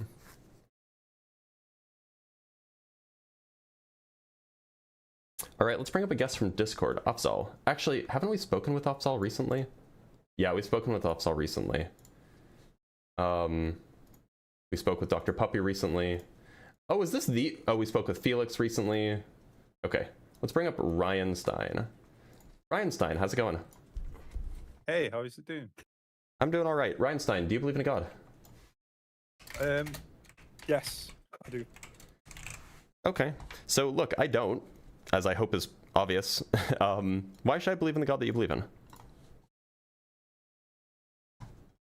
So, first of all, the main thing is something can't come from nothing, right? It has to be created. Sure, I'm happy to agree with that. Well, I'm not happy to agree with the created part, but I'm happy to agree that things don't come from nothing. Yeah, so it's kind of having faith that there was a creator and there was a designer that's always existed. You know, why wouldn't we just think that the universe always existed?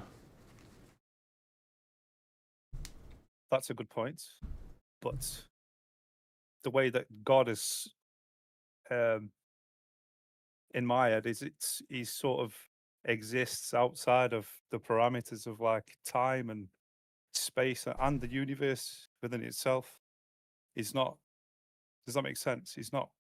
Well, I understand it. I understand what you're saying, but like, look, if we're just if we're gonna recognize that, like, you know, nothing can come from, or everything has to, in some sense, come from something. It just seems to make sense that like all of the stuff in the universe would have just come from stuff in the universe back and back forever, and so you just end up with a universe that always exists. Yes, but I think he exists outside of the universe. Right, but why would you think that there's a God at all, rather than just like, look, so it sounds like in your view, you think that the universe didn't always exist, but you think that the God did always exist, and the God that always existed is the cause of the universe. But like, it seems like we're just, you know, we're just adding on an additional thing. If we have to believe that something always existed, why not just think that it's the universe that always existed?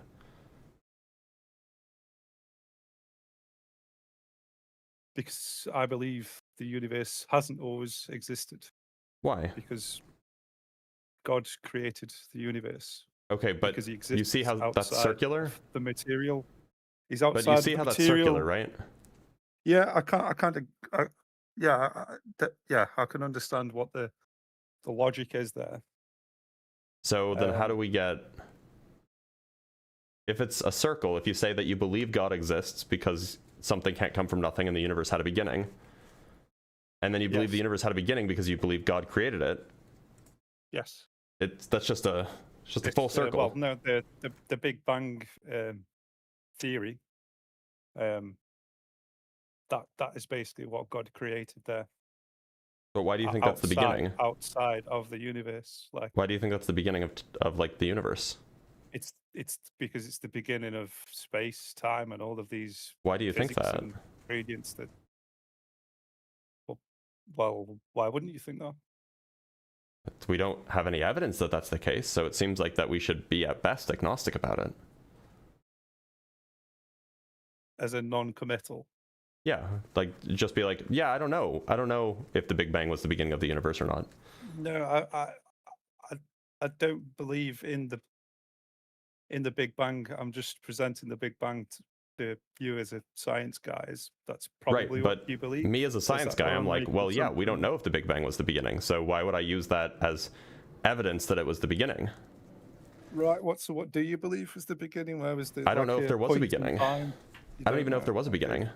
Right, so that is an agnostic mindset then, what you have, not an atheist mindset, yeah. Well, no, to be clear, I don't think that there's a God. I also don't know if the universe had a beginning. Whether the universe had a beginning or not, I still don't think that there's a God. Even if the universe had a beginning, still don't think there's a God.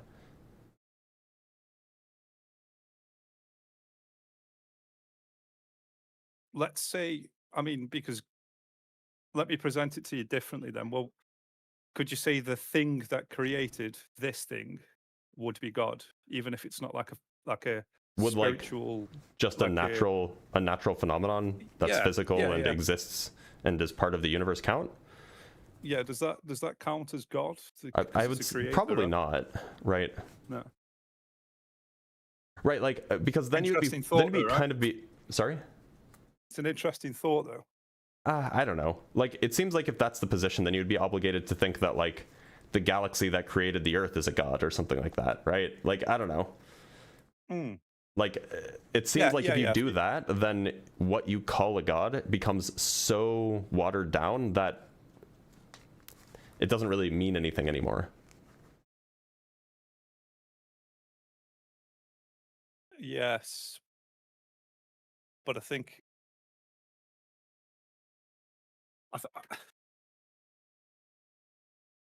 it's difficult to imagine all this just popped into existence from nothing with no architect. It's all just too perfect. Well, but why is that the only other option? I mean, it requires, so for me to believe that requires a certain faith, right? No, why is that the only other option? It's not like either there's a God or the universe popped into existence from nothing. That's not those aren't the only two options. Well, something either exists or it doesn't, right? Yeah. It's quite binary. There's no tertiary thing there, or it's not. But so if the universe didn't, so suppose that it's not like if there's no God, it could be that the universe has always existed, in which case it never popped into existence. Yes. So it's not like either God or popped into existence out of nothing. Those aren't the only two options. But I think what I'm saying is what we understand as, you know, the bubble we live in now, the universe. Like, has it always existed along with God, or was it just popped into existence? It might be that the universe as a whole. Now, I'm not talking about the observable universe. The observable universe is, on the grand scheme of things, probably quite small. And the observable universe was very, very different 13.8 billion years ago. There were no stars or galaxies. And, you know, maybe the observable universe is just one bubble in many. But whatever it is, whatever the universe as a whole is, that thing could have always existed. Yeah, so it sounds like your understanding is that it can't be proved. I think it can be. I just don't think that you can. I think it can be. I just don't think that you have to use this whether or not the universe had a beginning kind of business to figure out whether there's a God. I think it's kind of a red herring. Because whether or not the universe had a beginning, you can still describe it completely without it. Like, you can still have a full account of it without a God. Yes, because it's here now. We can touch it, see it. And well, no, I mean, like, you can still give a full accounting of, like, how it's here without a God. Whether it had a beginning or not. Isn't that the theory of how the Big Bang theory? Isn't that the? No, I mean there are theories that go back further. Okay, yeah. Would you like to talk? I mean, there's like over a dozen of them. Okay. Now we don't know which, if any, are correct, but there are plenty of accounts. Thank you for the level ship, Amir. From like I don't know, trusted experts in science and you know the. Yeah, all of them. Yeah. Okay. So they're well established. Yeah, you can find them all in this book. In fact, it's not even all of them. This is just like a collection of 25 kind of conceptually important ones. This book, it's basically just like a book of what are all of the historical scientific explanation, or all of the scientific explanations for what caused the Big Bang. And it lists 25 of them that have been discussed in, you know, fairly recent history in like the last 50 years or so.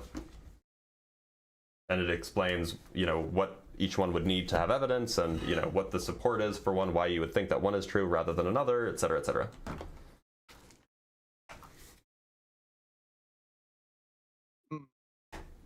So yeah, I mean, there's plenty of accounts, and some of those accounts. Sorry, go ahead. Yeah, sorry to interrupt. You're fine. I was going to say, if the universe, so if it had a definitive beginning point that we say, let's just say it's one of these theories, the start of one of these theories, and so the first law of thermodynamics is something can't appear from nothing. Is it like energy can only be transferred? Is not that the first law of thermodynamics? The first law of thermodynamics states that in a closed system, the energy of the change in energy of the system is equal to the heat and work added to the system. So it can only be transferred or manipulated. Yeah, in a closed system. Our universe is not a closed system. How so? I wasn't. Well, the energy is increasing. Oh, like the expansion of the universe. Yeah. Stuff. Yeah. Is that proven? Expansion? Yeah. Yeah. Okay.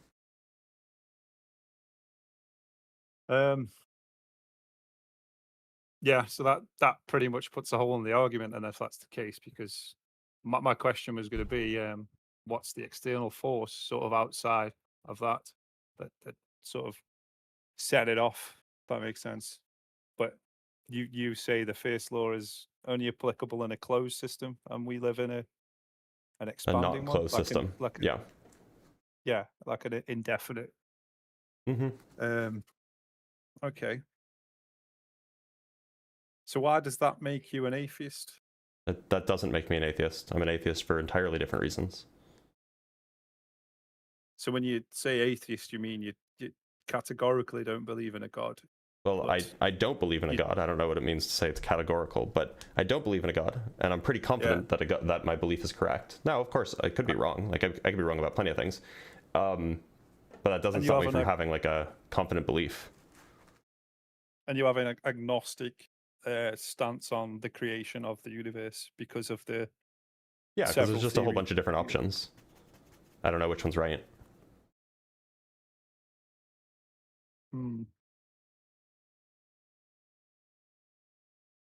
Yeah, so I guess I can't prove it with logic then, with what you've established. I'm curious. So you believe in a God? Do you like self-identify as Christian or like a follower of Christ, or you just kind of like believe in like a generic God?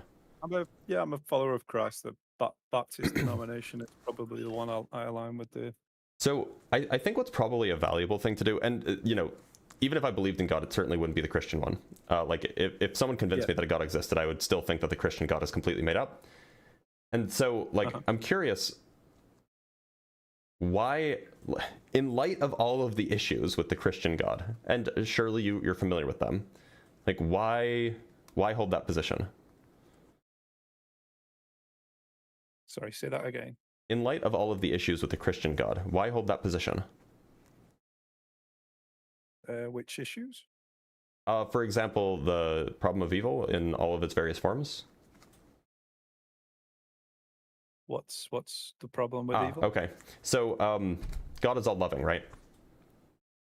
Yes. God is also all powerful and all knowing. Yep. Omnipotent and omnipresent and all of these things. Yeah. So like, if I I'll give you one example of the problem of evil, and there's like 100 different versions. But like, suppose that I were a loving father, right? Like of like human children, and I'm like a human loving father, right?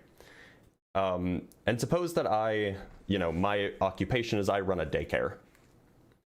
And I'm just giving you some background for the hypothetical. So I run a daycare, and it just happens that like my estranged cousin, or my older, like maybe I have a nephew who's older than me, who's like my age or whatever it is like was recently released on like child sex trafficking charges for whatever reason. Like he got out of jail because he served like 30 years or whatever. He recently got out of jail, and so that's the context. And I'm a loving father. I send my children to the daycare, my young children to the daycare that I own, because I know I can trust my own daycare, right? I know the people that I hired. I know the people that work there. I know all of the security measures in place. I know all of this stuff, right? Yeah. And maybe I'm a little bit naive. Maybe there aren't any security measures in place. Maybe the people that I trusted are kind of dumb. But I have this reason to believe that it's a great place to send my kids. Now I find out from my neighbor, say, who happened to be in the area, that my estranged nephew, who was convicted on child sex trafficking charges, was seen approaching the daycare that I sent my children to, that I own. Now, I think that there's like, when I hear this information, when I hear this story, or when I hear this observation from my neighbor, I think that there's probably a few things that I could do. One, I could go there myself, and then like, shove my nephew away, get him away from the daycare place. Two, I could call the cops, be like, hey, this dangerous person who I know is dangerous is approaching a place with young children. Or three, I could do nothing, right? Now, of those three options, which would you say is like the most loving thing I could do for my children that I love dearly? Well, you get them out of immediate danger, sort of any means so maybe necessary. maybe if the cops are responsive, then maybe I would call the cops. Otherwise, I would just go there myself, and I would like protect them, or I would go pick them up. Well, I would probably do both, actually. I would warn somebody. Yeah, you would do something. You certainly wouldn't do nothing, right? Mm-hmm.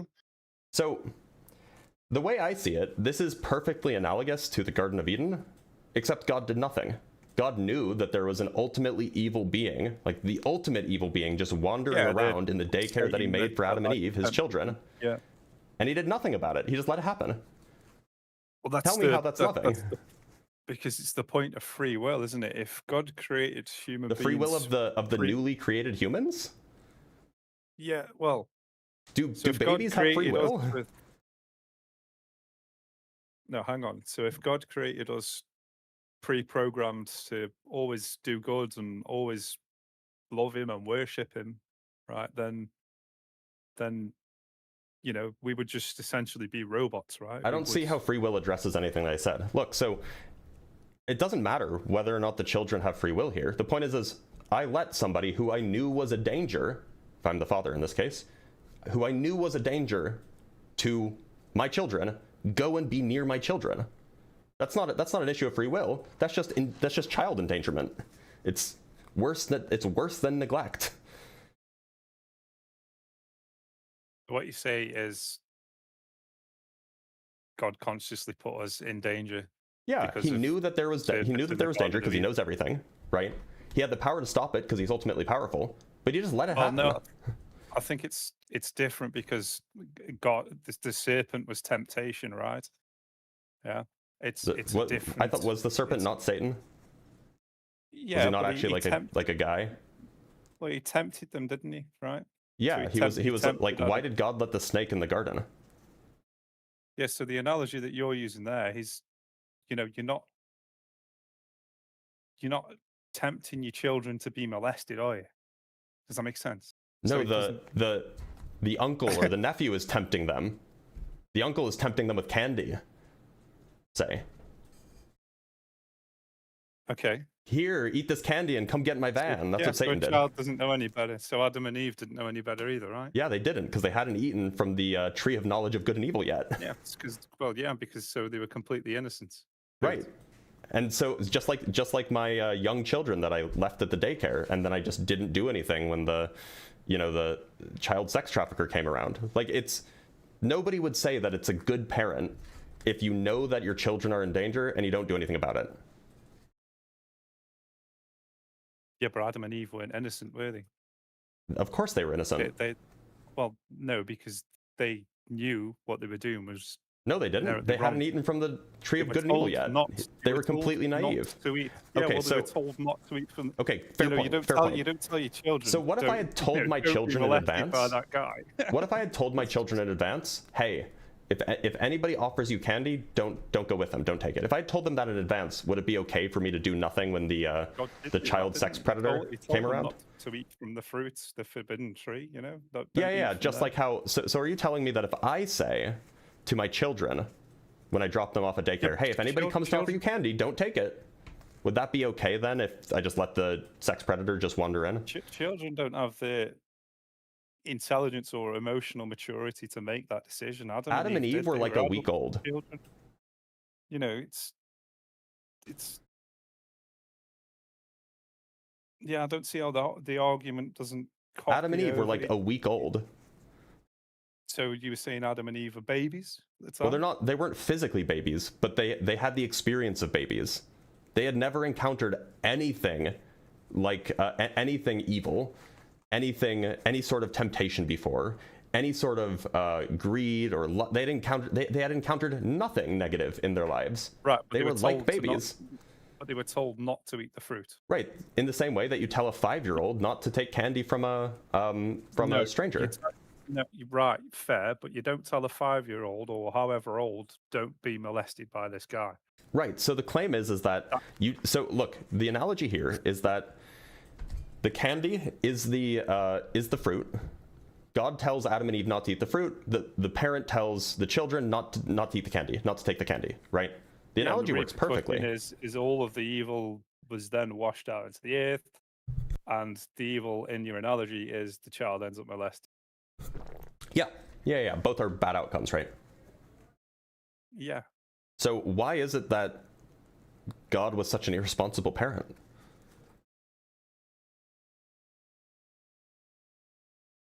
I mean, it just boils back to the free will argument, though, doesn't it? It doesn't. The free will is irrelevant here. Whether they have free will or not, letting your children be exposed to, you know, a candy van that's going to lead to molestation, it's irresponsible, right? Yeah, but I don't see how the argument. I don't see how the analogy transfers. I don't. You can't convince me that God let the snake go and tempt Adam and Eve with the candy, right? He just like let him wander in. Yeah. He didn't have to. He could have called the cops. Like he could have told Gabriel, "Hey, see that snake over there? Go chop its head off." Or he could have gone in himself and dealt with it. But he didn't do either. He just like let the snake wander in and then abduct the children. So what you're saying is, why did he not create this perfect environment where evil doesn't exist? No, what I'm saying is why didn't God prevent the child molester from getting into the daycare? Yeah, well, he he wouldn't have. The snake wouldn't have been there in the first place, is what I'm saying. So everything would just be perfect anyway. I mean, he could have made it so like he could have allowed the snake to exist, but like not let him into the daycare. So like send your kids to a daycare where you know they're not with good security. Yeah, send the kids to a daycare with good security. I still don't see how it. Like the snake the snake was either in there from the beginning, in which case why the hell would he make a daycare with a child molester in it? Or the snake got in, meaning that there was nobody watching the doors. That's irresponsible. Well, virtue can't exist without the free will to reject, right? The free will is irrelevant. The point is like whether or not, like, even if they had entirely their free will, even if they were even if their free will was entirely there, it's still bad parenting to let your children be exposed to such things. A child doesn't have the maturity to know what it's doing, does it? Adam and Eve were like a week old. Right. They didn't have the maturity either, clearly. So they didn't also. So they were naive. They also didn't know what the repercussions of eating the fruit would be. Yeah, they literally didn't have the knowledge of good and evil. That's what the tree was. That's what the tree gave them. They didn't know what goodness or evil is. Okay, it's a fair argument. I'm going to take that away and think about that. That's fair. Because I don't think I can be convinced right on the spot in the short term. I'm not expecting you to. Look, and it doesn't even have to change your mind. It's just like that's the kind of thing where it is look a point, mate. Yeah. If I believed in God, that'd be one thing, but like just the story of like the Garden of Eden, it just doesn't make any sense if this God is who we say he is, right? Like something doesn't check. Maybe there's some explanation, but I don't know what it is. But Ryanstein, I'm gonna let you go. Go have a think on it. Feel free to come back at some point. We can talk about it more once you've had a think. Yeah, sure. Yeah, I'm going to think about the closed loop thing, something from nothing as well, and hopefully we can talk again, mate. But yeah. Have a good one, Ryan. I'll raise it. Yeah, cool. Take care. He was a nice guy. All right, let's bring up another guest. This time, we have to read some super chats first.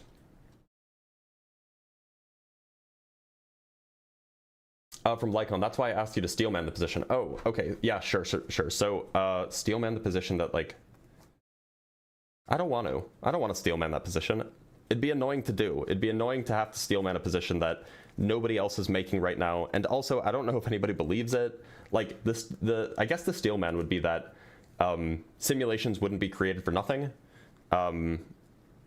Generally when we use computer resources, when we use extreme amounts of computer resources, we want something out of them. And so it's plausible that, if you think that the universe is simulated, then it's plausible that the universe is simulated to produce some sort of output rather than to just be entertainment. And so then it would make sense that it's doing some sort of computation.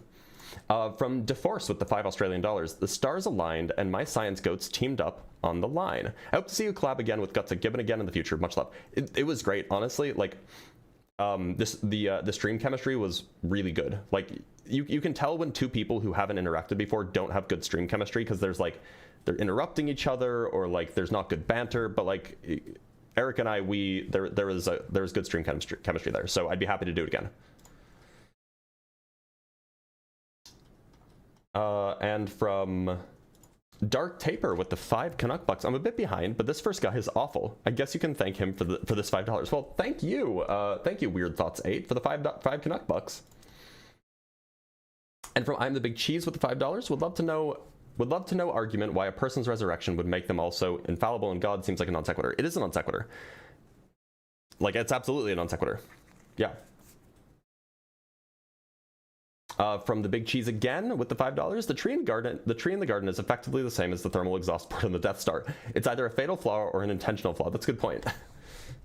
That's actually a really funny point. All right, let us bring up another guest. This time from TikTok.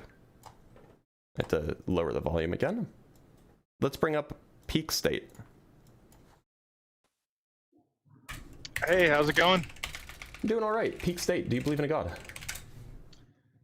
Yes, I do. Okay. Which God would that be? Just so then I don't confuse or make a mistake. Yeah, so I think that I'm going to come out of left field, but the God that I choose to believe in is not one that I would convince you to believe in. That's weird. It might be for you, but for me it makes perfect sense, because it is a belief that serves me in my life, but it may not be a belief that serves you in your life. Well, like, look, I just am interested in believing what's true about the world. So, like, you know, I believe that the Earth is a sphere because it's true that the Earth is a sphere. I like to believe that, you know, I don't know what would be another example, that like Niagara Falls exists and it borders between New York and Canada because it's true that Niagara Falls exists and it's on the border between New York and Canada. So like, I would just like to be convinced of the true thing. Sure. So if you want to just speak objectively, I'll say some true things. If you have a sense of faith and a higher power, you live on average 4 to 14 years longer. Okay. There is an objective benefit that is something that would serve you. Sure. Okay, but how does that imply that it's indeed a true thing? I think that for my personal beliefs, just for context, I commend you. I can tell you're a very cerebral type. You know a lot about science. I also have an engineering degree. I choose to look at my life as something that I don't need to answer every question. Some parts of life will always be a mystery, and life may be more meaningful should I choose to have a sense of spirituality than my personal life might be without that sense of spirituality. Okay, but it seems like that you're not arguing for the truth of the thing. You're arguing for the pragmatic value that the belief in the thing grants. I'm arguing for the true value that it may offer somebody who believes in God. But that's unfortunately, this as hard as I might try, I'm going to have a hard time believing in something that I have good reason to think doesn't exist, even if believing that thing grants me some sort of benefit.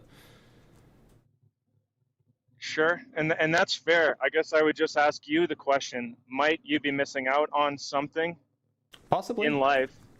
Very possibly, but that like. And so my question to you would be: why would you deprive yourself of that opportunity? It's my cross to bear, my guy. I just can't get myself to believe something that in my heart of hearts don't actually believe is true, just because it will grant me some sort of benefit. Yeah, that's a fair stance to take.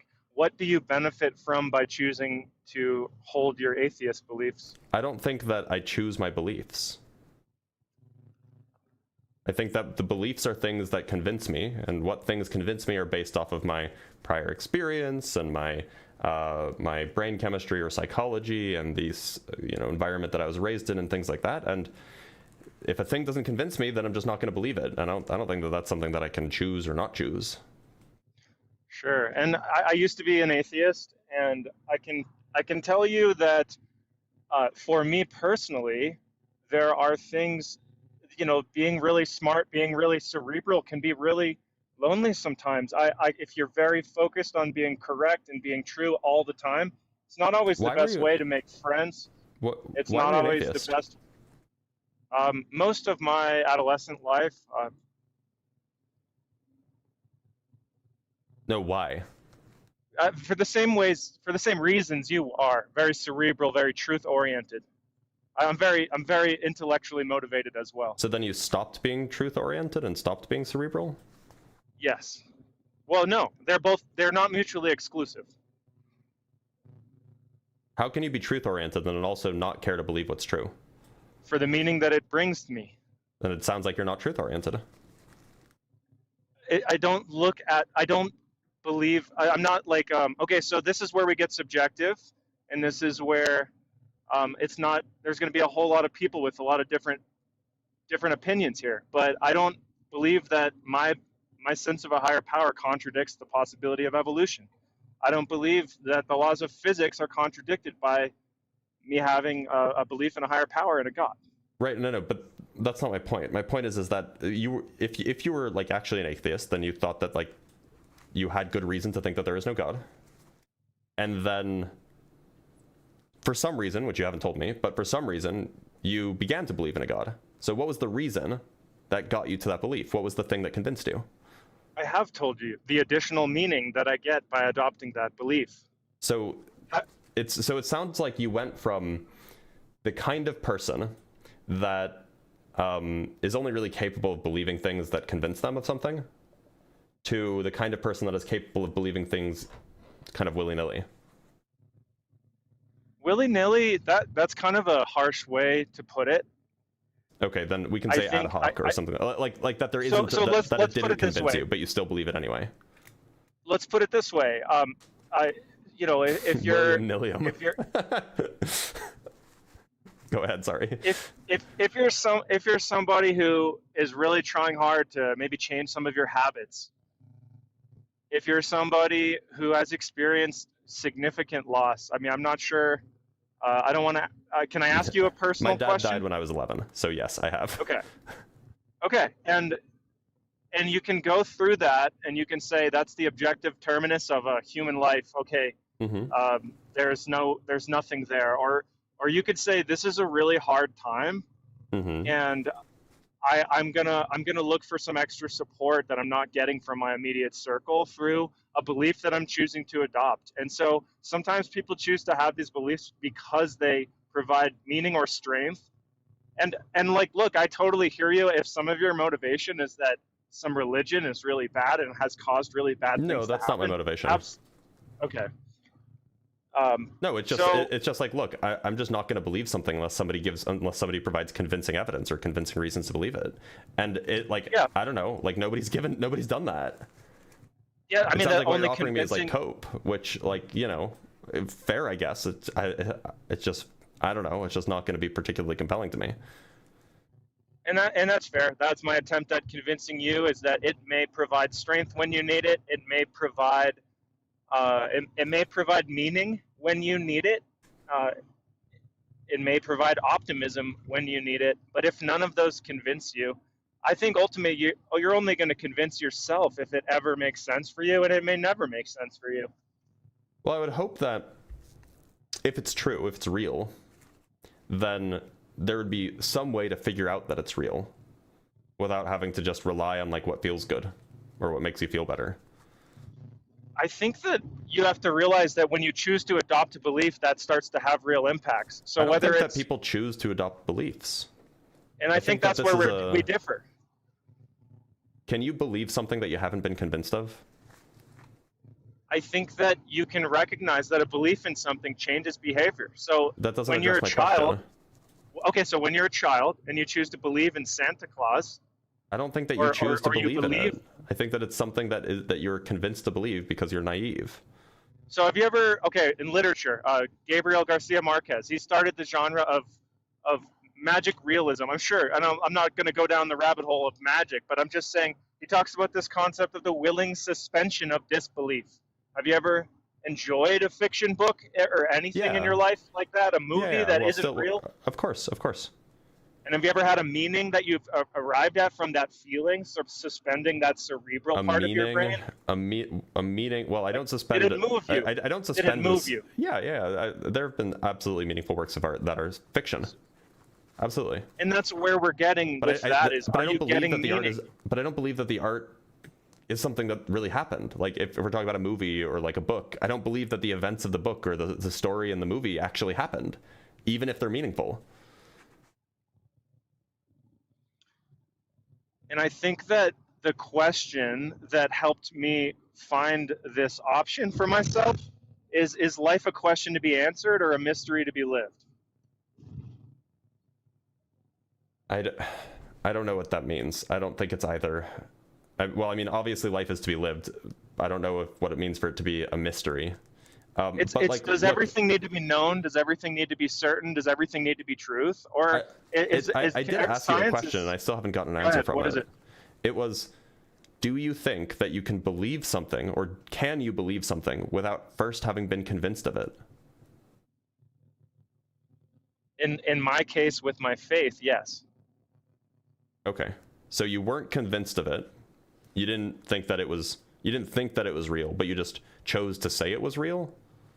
Some working definitions of, my studies of theology and spirituality have helped me look at things differently, or like going from a literalist lens, like you're very literalist when you reference the Bible, for example, talking about the age of Adam and Eve, etc., versus like more of an allegorical lens and saying, well, you can't really be a Christian and think that the Garden of Eden was allegorical. I am. Well, I think that you run into an internal contradiction then, because the reason why Jesus needed to die for your sins, which is the critical claim of Christianity, is because of original sin, is because of what happened in the Garden of Eden. Right? It's not just some like allegory, right? It's something that actually happened. You're fine. Sorry, I got a phone call. What'd you say? The reason why Jesus needed to die for your sins is because of the original sin which was obtained in the Garden of Eden.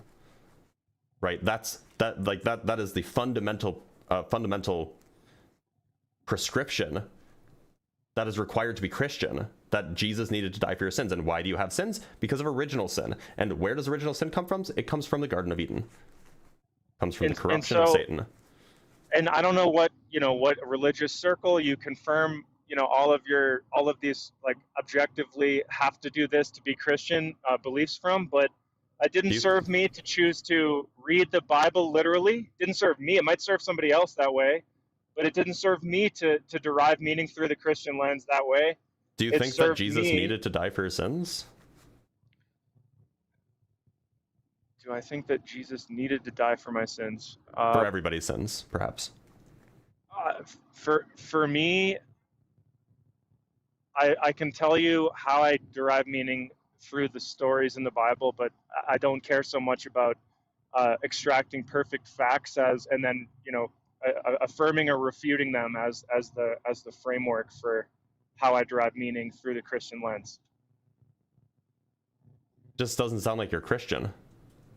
I'm a confirmed Christian because I've accepted that I could have picked pretty much any religion and still found that it gives meaning through my life. Say what? Do you accept the Nicene Creed? I don't know. Okay, so I can read the Nicene Creed for you if you want. This is something that was produced by the Council of Nicaea in like 1700 years ago. This is like the fundamental belief system. It's like the minimal belief system to be Christian. So I'll just read it really quick. So it says, I am a Christian. I'm a confirmed Christian.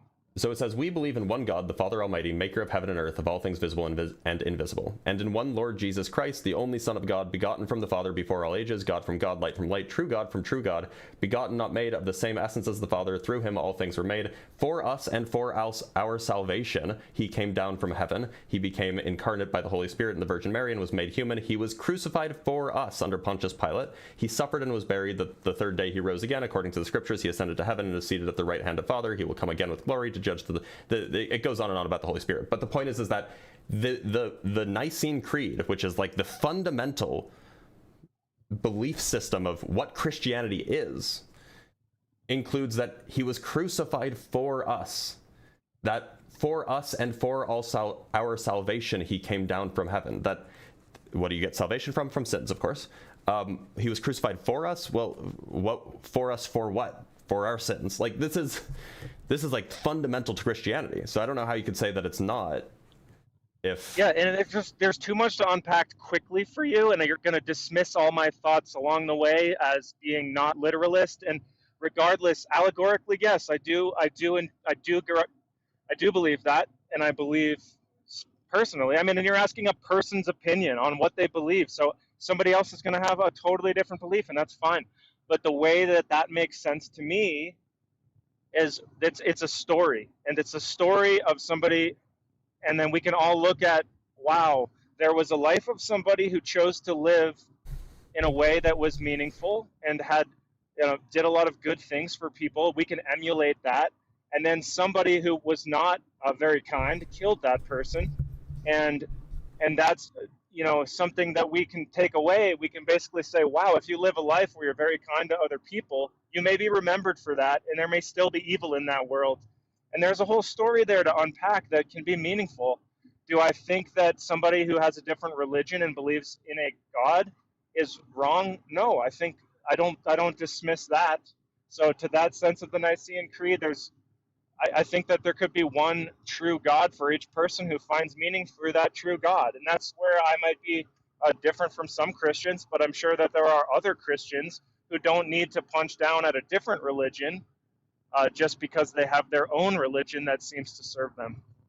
I just, like, all of those things that you said you believe, there was a good guy who had good influence, and then he was killed by bad guys, and there's still none of that. You can believe that and be atheist. Sure. None of that is Christianity. Like, and like, Christianity is not just like whatever you want it to be. It's a specific religious tradition, right? And it derives from the Nicene Council, the Council of Nicaea. Sure. So, like, I mean,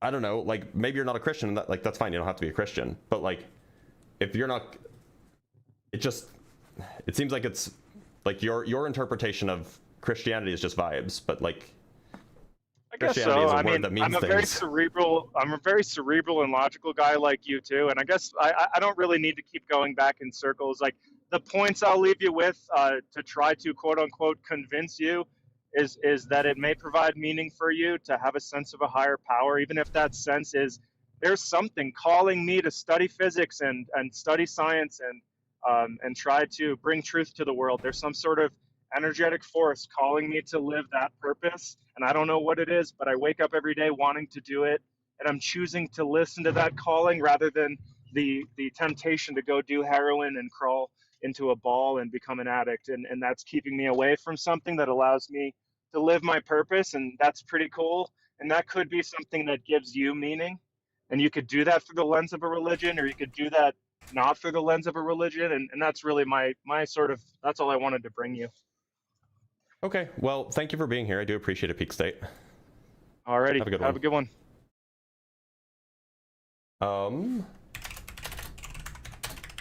I'm going to, just give me a sec, I just got to take care of something really quick. I want to, where is it?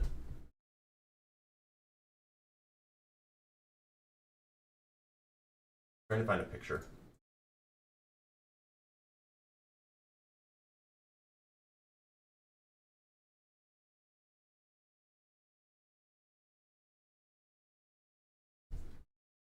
Oh, there it is. One sec. Copy. Paste. Nope, that's the wrong thing. It's the wrong picture. There we go. Gonna change up the backdrop a little bit. Just for funsies.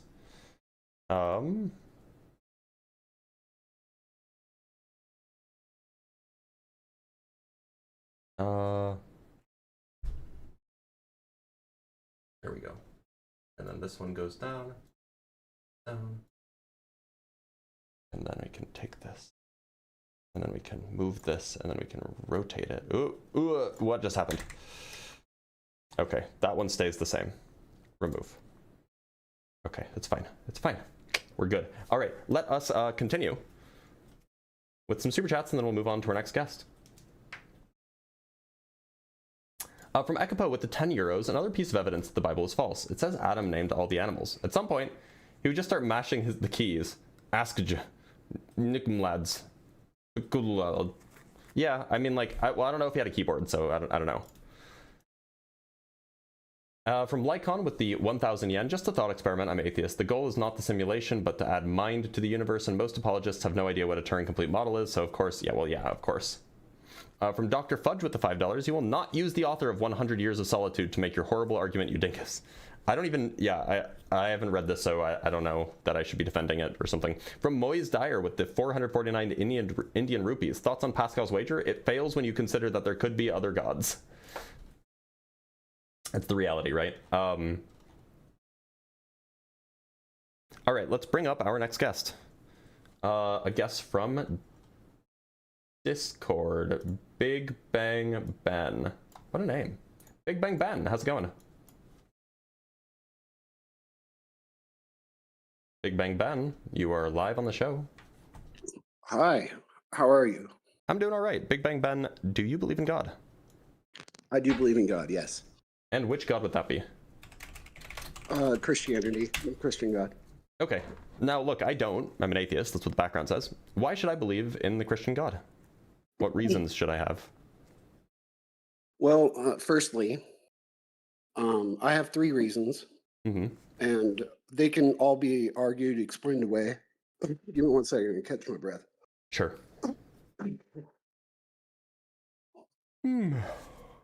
Okay, sorry about that. You're fine. Firstly, Christianity is founded on faith. God cannot exist without it. Really? Because if we didn't have faith, everybody would behave because God exists and it's provable and it's fact. So we must have faith. Otherwise, there's no point in God if we're all good. Well, I don't understand. Correct? So you're saying that God's existence depends on people having faith? Yes. Because everybody would be good is... otherwise. And you wouldn't need a God because everybody's perfect. So if everybody was good, God would just cease to exist? No, they'd be with him. I mean, we would all be God themselves because we're all perfect. And God is perfect. Does that follow logically? I don't think so. It just well, how would you, it sounds okay, like it sounds like you're saying that God's existence is contingent on the faith of humans. And that, like, if the faith disappears, itself, then all of a sudden God disappears. I'm saying the religion itself is dependent on faith.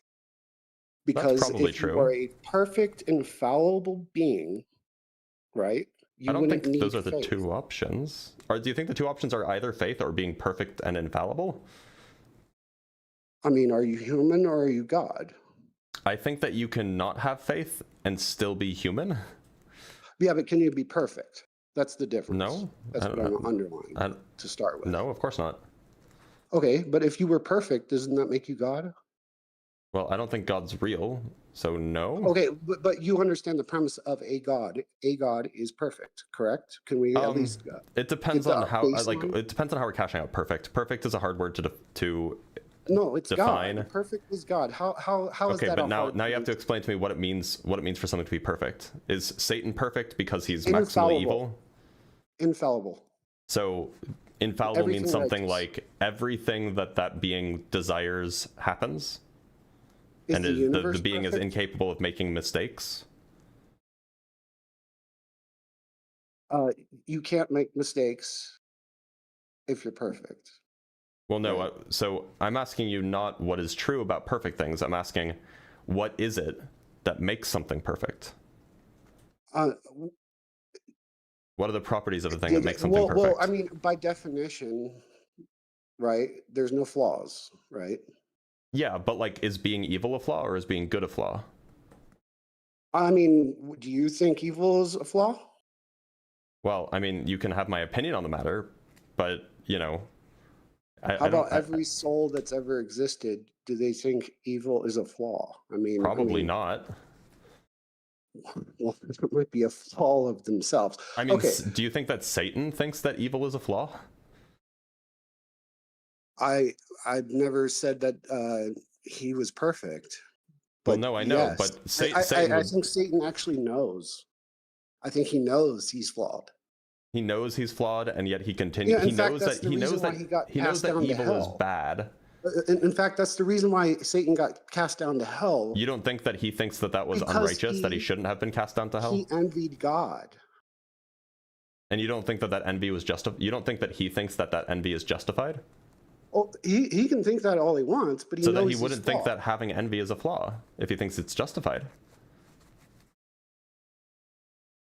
Well, I mean, you can be. I mean, there's psychopaths. I mean, but you can also say, like, you know, the 1% doesn't outweigh the facts. Like, I don't think that we determine the objective truth of something by popular vote.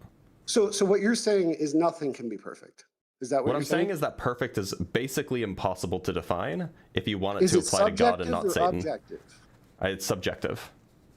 Wow, that's impressive coming from you, because I think you're very intelligent. I appreciate that. The backhanded compliment really rubs me the right way. Can we move beyond that first premise? Sure, go ahead. Apparently we can't get a baseline agreement on it. Sure. I got a few more things. Yep. As a physicist, do you believe that the three things that you need for a universe is time, space, matter? No. So you could have time and space without matter. You could have time and space without matter. You could have space and matter without time. Maybe you could have time and matter without space, but I'm not sure. With time, space, and matter. Do you need anything more? Do you need anything more? My question was, do you need more than time, space, and matter to create universe? Do you mean like to be a universe? I mean, no. That is like all of the. Well, okay. It depends on how it depends on how you're cashing out matter. But like, if matter just means the stuff in the universe, then sure, yeah. Okay, is there something outside of the universe? I suspect not. Okay, so in essence, you agree that what you need for the stuff inside of the universe, which is what you just said, time, space, matter is all you need. Well, so I would say that like matter is kind of the stuff in the universe, right? Say that again? I would just say that like if by matter you just mean like the things in the universe, then yeah, sure, absolutely. There's a technical distinction between matter and there's non-matter stuff that exists in the universe. Like photons are not matter, but they're still stuff.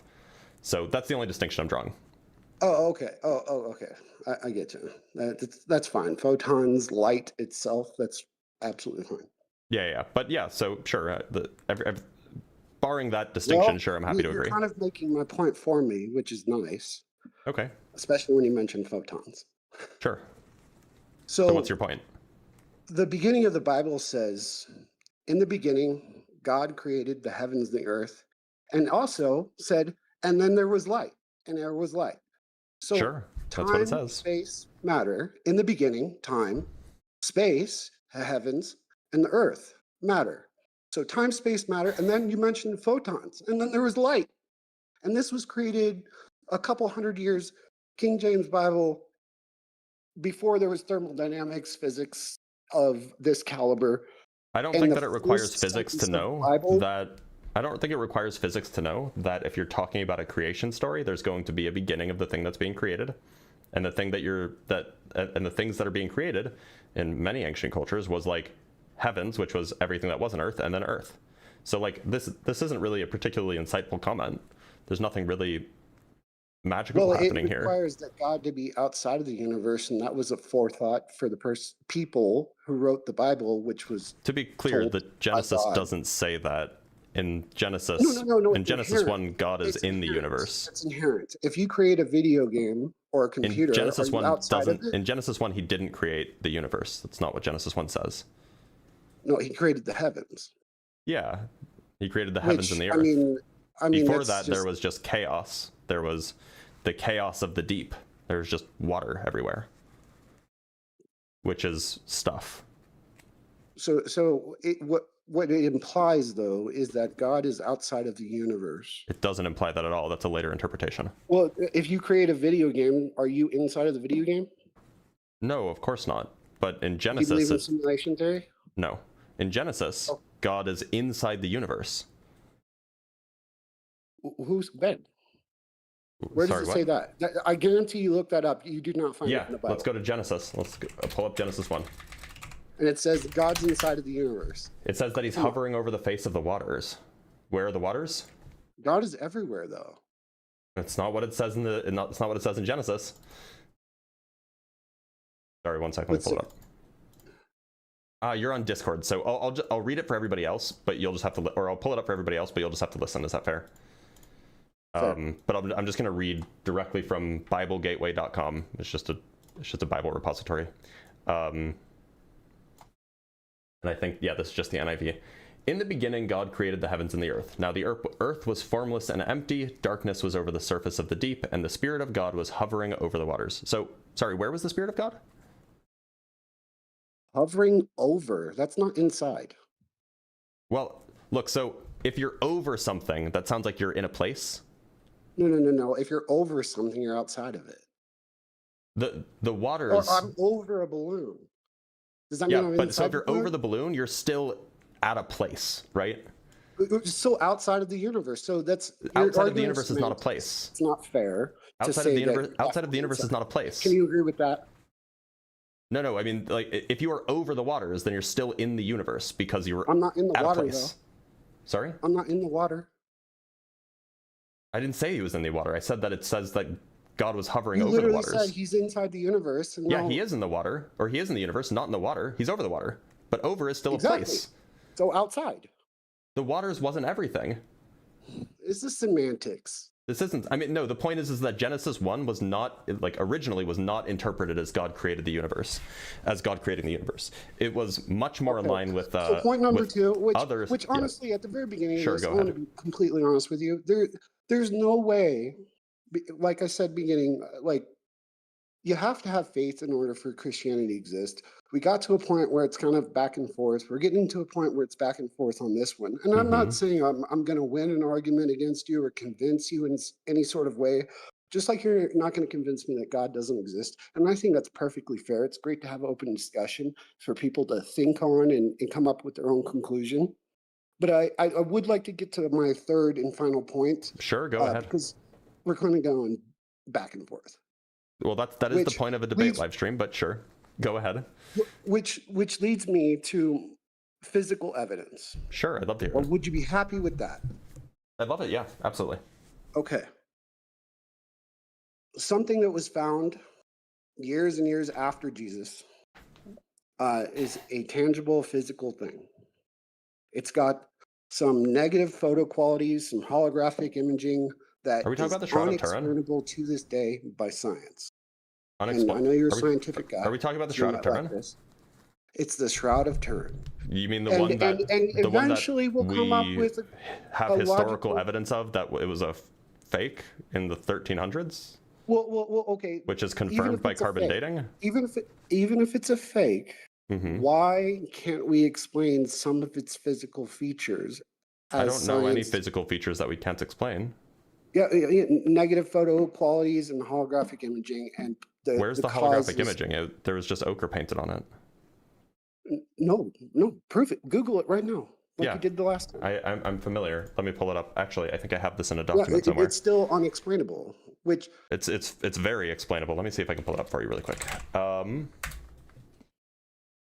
Here we go. well, cite me the reference if it. Yep, I proves will. it, 'cause Is it going to be Cosmo magazine? No. Let me pull it up for you. Well, you won't be able to see it again, but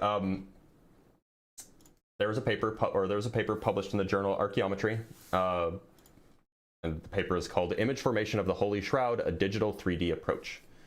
And so, if you want to pull that up, you can. Approach, keyword. And nobody's heard of the Archaeometry. Nobody's heard of the journal literature. Archaeometry? I mean, yeah. Just I mean, because you haven't heard of it doesn't mean nobody's heard of it. I understand. I'm just saying it's not mainstream. But go ahead. What? How do you know? What do you mean? Are you familiar with any archaeological journals? Can you name a single one? I don't have to be to know that it's not general public knowledge. We're not talking about general public knowledge. We're talking about science. Okay. So Either way, I'll just read you a go summary. ahead with what it says. So I'll just read you a summary. This is you know how like sometimes a approach. paper will come out and then science With the approach. Yes, go with the approach. Yeah. So the Shroud of Turin, famously claimed to be Jesus' original burial covering, could not have been created on a three-dimensional body, a new study finds. It is much more likely that the image is an imprint of a low-relief sculpture, according to a graphics expert. In a study published Monday in the journal Archaeometry, Brazilian 3D digital designer Cicero Moraes, who specializes in historical facial reconstruction, uses modeling software to compare how cloth drags over a human body versus how it drapes over a low-relief sculpture of one. The image on the Shroud of Turin is more consistent with a low-relief matrix, Moraes told Live Science in an email. Such a matrix could have been made of wood, stone, or metal and pigmented or even heated only in the areas of contact, producing the observed pattern. The shroud was first recorded in the late 14th century, and controversy over whether it was an authentic relic from the crucifixion and death of Jesus kicked off immediately. A carbon dating analysis carried out in 1989 placed the shroud's creation in the range of AD 1260 to 1390, solidifying its interpretation as a medieval artifact. During this time, it just gets into the history a little bit. To investigate how the Shroud of Turin might have been made, Moraes created and analyzed two digital models. The first model represented a three-dimensional human body, and the second model was a low-relief representation of a human body. Using 3D simulation tools, Moraes then virtually draped fabric onto the two different body models. When he compared the virtual fabric to photographs of the shroud taken in 1931, Moraes found that the fabric from the low-relief model almost exactly matched the photographs. In the simulation with the three-dimensional body, Moraes wrote in the study, the fabric deformed around the volume of the body, resulting in a swollen and distorted image. The distortion is sometimes called the Agamemnon mask effect, he wrote, after the unnaturally wide gold death mask found in the tomb of Mycenae in Greece. Moraes demonstrated in a video how the Agamemnon mask effect works by painting his face and pressing a paper towel to it. The resulting image is much wider than a front view of his face due to the distortion caused by imprinting a 3D object onto a 2D piece of fabric. And it goes on and on. But the point is the images formed on the Shroud of Turin could not have formed as a result of something being draped over a three-dimensional body. Because the images... Actually, that's not true. That's not true. That's what the study says. The peer-reviewed study says. It was likely. Yeah, that's how we do science. That's how we talk in science. They didn't... And then also, that's a lot of work for somebody in the 1800s to go through. 1300s, by the way. And no, it's actually really not hard to do. You just need a statue. You just drape it over a statue, rather than draping it over a person. Wow, so they created this to be argued over for several hundred years. They put a lot of work into this. I don't know. Secondly, it doesn't take a lot of work to do this. And like the point is that could you do it? Could I do it? Maybe. Yeah. Like I've seen like, in fact, there was a guy who did it recently with like period tools. But also it contains AB blood as well. And it doesn't have. Where's the study that supports that? Because I've heard this claim and nobody's ever presented me the evidence for it. By the way, there was an Italian scientist named what was his name? It was Lorenzo Garlascelli, I want to say. Luigi Garlascelli, I'm sorry, who used techniques available at the time in the 1300s to reproduce a Shroud of Turin lookalike. Well. So like, yeah, this is entirely within the possibility of the technology available to people in the 1300s to produce such a thing. Well, they used blood first off, but secondly, the article states it's likely. It's not proven. Yeah, that's how we talk in science.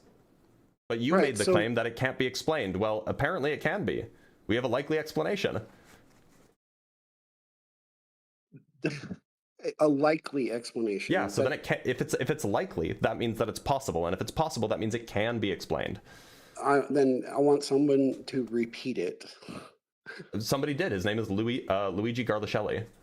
And then 700 years later, I want it to be carbon dated, and then we can prove it'll be carbon dated to this year. Right. Just like how the original Shroud of Turin was carbon dated to like the early 1300s.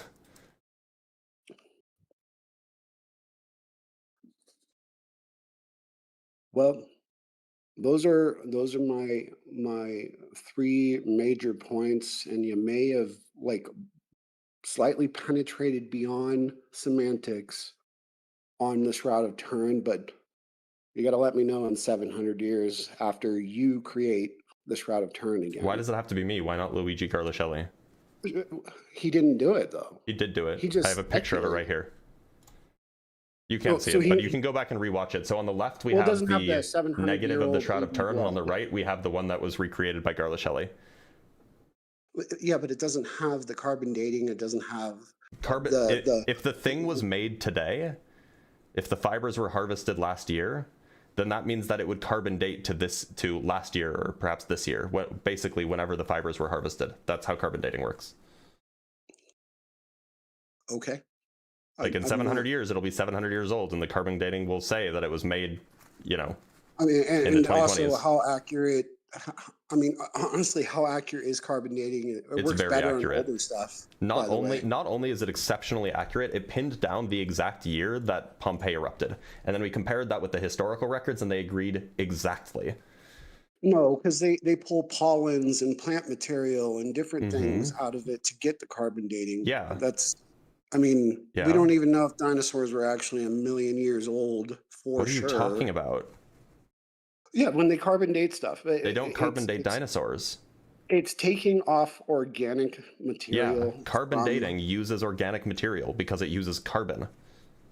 Right. But that organic material could have happened 50 years later and landed on that thing you're carbon dating, and now you're off by 50 years. So, to be clear, fortunately... So to be clear, please don't interrupt. We know that the carbon dating is good in this case because it lines up with the historical record. Sorry, it wasn't carbon dating, it was krypton-argon dating. I always get those two confused. But the carbon dating of the Shroud of Turin lines up with the historical record. Namely, we have documents, written historical documents from the early 1300s, or from the middle of the 1300s, saying, hey, this guy claims he found the shroud of Jesus's shroud, but then we found the guy who admitted that it's a forgery. Potassium argon dating. I'm sorry, not krypton. We have not only do we have admitted. Not only do we have testimony from religious leaders that they caught the guy who forged it, we also have carbon dating that lines up exactly with when they say it was forged. The forging part is a separate issue. The original Shroud of Turin has not been proven to be a forgery. There is no original Shroud of Turin. It doesn't exist. I mean, maybe it existed. Well, I mean, according to the Bible, there is no Shroud of Turin. There would be 3 burial cloths, not 1. But that's neither here nor there. The point is the one that is in, where is it? It's like in somewhere in France, I guess. That never touched Jesus. That was a forgery. But you believe Jesus existed? Yeah, probably. As a person? Yeah, probably. And you believe that he was crucified or no? That seems plausible. Lots of people were crucified at the time, so it seems plausible that he was. But you don't believe that we found evidence of his burial? No, I don't think so. That's telling. You telling believe of the what? guy existed. You believe that his grave existed. You just don't believe that we found his grave. It's not clear that he even would have had a grave. Yeah, they just threw him in a ditch, of course. Well, yeah, no, that's what happened to a lot of victims of crucifixion at the time. Because you were there? What are you talking about? We have records. What are you talking about? Yeah, that they were just tossed. They just tossed bodies. Yeah, in the that street. they didn't get individual caused burial disease sites. That would cause problems. Yeah, you need to they're bury called bodies. mass graves. So there is a grave. If you count a mass grave, which is just a hole in the ground that you throw bodies. Oh, you were very good at circular arguments. How is this circular? It is circular. You just said, dude, no, he didn't have a grave. Now you're saying, yeah, they put him a in mass graves. grave is a word for a hole in the ground that they throw hundreds of bodies in. If that counts as a grave to you, fine. That's why I'm saying you're very good at circular argument. That's not circular. You just don't like my choice of words. It's not circular. Okay, just like hovering above isn't circular, just like no, again, that's not circular. Do you know what a circular argument is? Perfect. You can't even let me describe perfect before I make my point, which everybody on this planet would agree what the word perfect means. No, this is a big issue of contention in the philosophy of religion. I didn't even get to make my point before you argued the word perfect, to be honest. I was just asking you how you cash it out, and you kind of floundered for a little bit. You couldn't describe it. How do you describe perfect? It was your burden to do so because you were the one making the claims. I was trying to understand what you meant. It's a word in the dictionary. Why do I have to? There's no burden of evidence. No, look, you use words. When you say words, you mean certain things. I was just asking how you cashed it out, what you meant when you said the word. Oh, okay, so if I say the word mom, are you gonna be, well, is she adopted mom or is she? if we need to get into the nitty-gritty because it's key to your argument, then yeah, I might. See, that's the point. I didn't even get the chance to do that, and you were already on the defense. And is that what you think circular means? You're very circular. Do you think that being precise is circular? I think the definition... Can you explain to me what you think a circular argument is? It's when you have a retort on a fact and you can transcribe it into something else or morph it into something else to get right back to the same point. No, that's not what a circular argument is. Okay, what's your definition? Because we're going to look it up and then we're going to argue about it. Come on. Sorry, I'm just writing down that you don't know what a circular argument is at 2 minutes and 30 or 2 hours and 30 minutes. Definition? Okay, you want to? We can do this. So circular argument definition. Understand how all right, I just typed in circular argument definition into Google. Okay, so we can use the AI overview if you want, but we could also just use Wikipedia. How about type in perfect first and do that? Sure. And then you promise that we'll get back to the circular argument, how you don't know what that is? Yeah, certainly.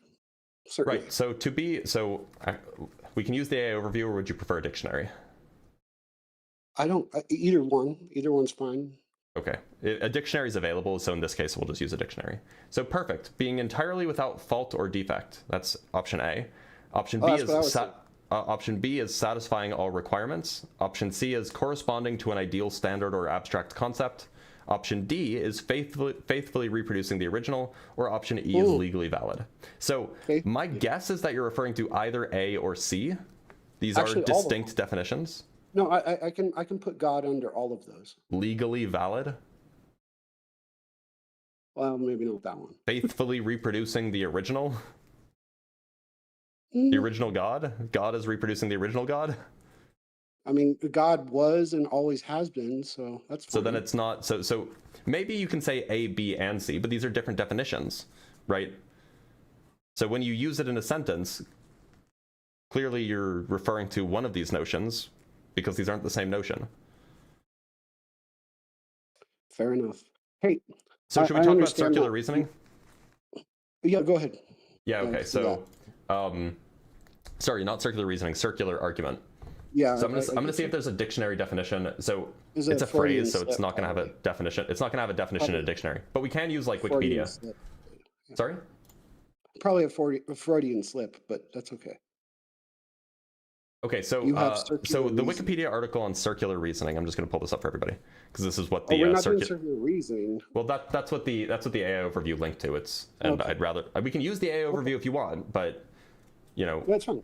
Yeah. Okay. A circular argument, also known as circular reasoning, is a logical fallacy where the reasoner begins with the exact point they are trying to end with. Instead of providing actual evidence, the argument uses its conclusion to prove its premise, creating a repeating loop.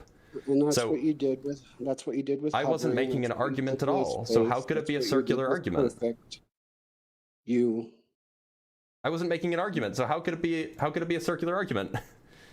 You were making an argument. You were saying that God is inside of the balloon or in the water, and in that case, I definitely was making an argument. But you didn't accuse me of doing. You didn't accuse me of circular reasoning there. You accused me of circular reasoning when I was trying to ask you to define what perfect meant. Wow. Like, dude, like, you at some point you've got to say to somebody, "You're right." Yeah, you should say that. I don't think you ever have in your life. Oh, I have all the time. I say it to my wife like on the daily. Well, because that's your wife. You don't think it though. You just say it. Oh no, I do think it. Wait, do you not think do you lie to your wife? I have a fiance. Do you lie to your fiance? Yes. Yes. Damn, I hope she doesn't know that. No, I hope she does. Because you hope she knows that you lie to her? There's a reason why you lie to somebody, to protect them. I don't lie to my wife. You should, on some level. Okay. I'll give you an example. If something is extremely horrible and you saw it, and your wife goes, "What happened?" I'd be like, "You don't want to know." You say exactly. That's not a lying. lie. That's true. Nothing. So and that's a horrible example, and it's the first one on top of my head. But there are reasons to lie to your wife. So come up with a better example. So can you say I'm right? That there is reason to lie to your wife. You haven't given me one. No. Can you agree though? No. That there are examples. No, you shouldn't lie to your spouse or your significant other. Yes, you should. And there we go. We can go circular argument again. It's not a wait a minute. Do you think that a circular argument is just when you have a back and forth? No, I think that when you have a circular argument, you argue to get back to the original point with no evidence. What? No, a circular argument uses the conclusion as a premise. No, that you start with one premise, right? And you talk, and eventually you work your way back around weaselly to the same point, saying, hey, I presented you with no evidence whatsoever. I just said a bunch of talking points, and now here we are back at the same point. In fact, just like lying to your wife. Is there a reason to lie to anyone? Yes, there are, but you'll make a valid point. Just like what we agreed on earlier, the definition that we use for a circular argument, it says instead of providing evidence, the argument uses its conclusion to prove its premise, creating a repeating loop. I haven't done that. What you described is not that. Saying a premise and then talking more and then saying the premise again is not a circular argument, because you're not trying to demonstrate that the premise is true by assuming the premise is true. Then what is it called that you do? Speak precisely, I guess. Well, I don't know. I don't think there's a name for it. It's just like a way of having a conversation. You must be perfect. Nope, never claimed that. But I'm experienced enough to not produce circular argumentation on the regular. Well, I think you do, and in your own mind, it's all justified. Well, I understand that you think I do.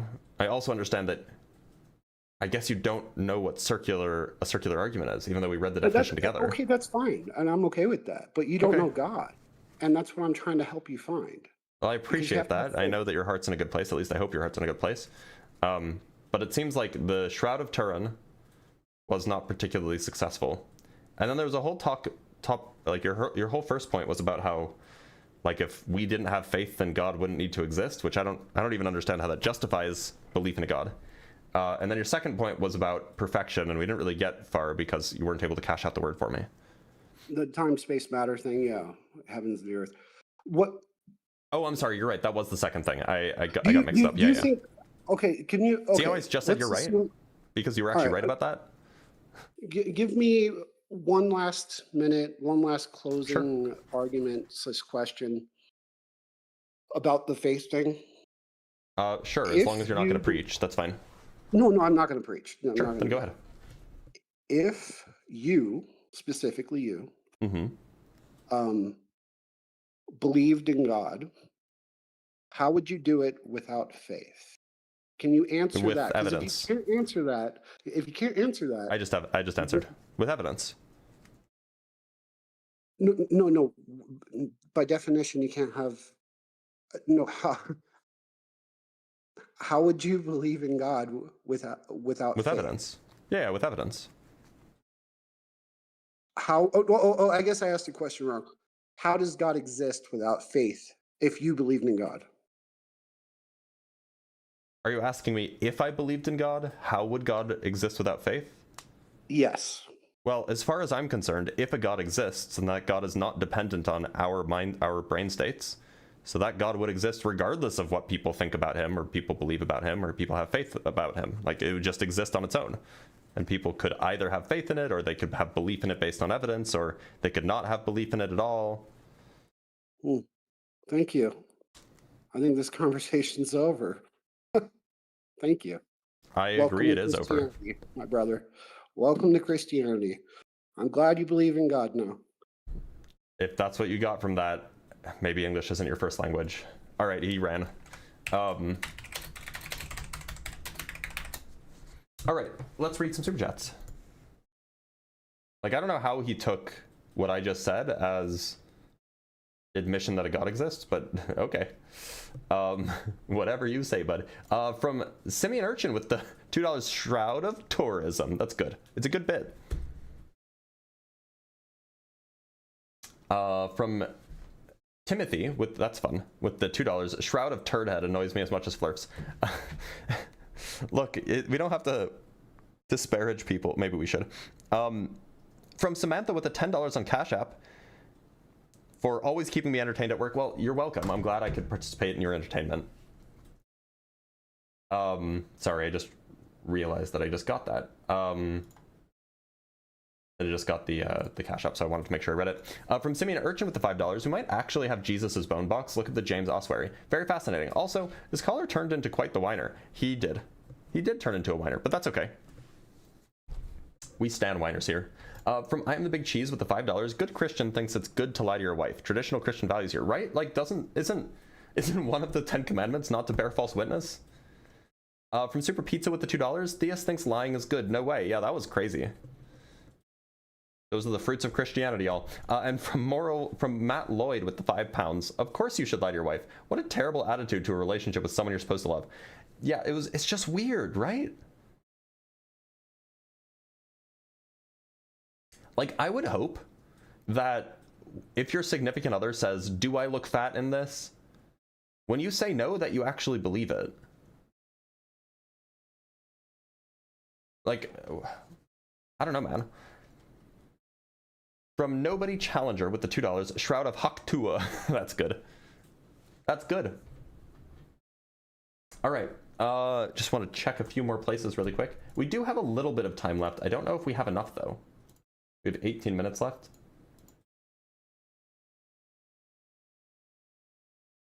Just making sure that I didn't miss anything anywhere else.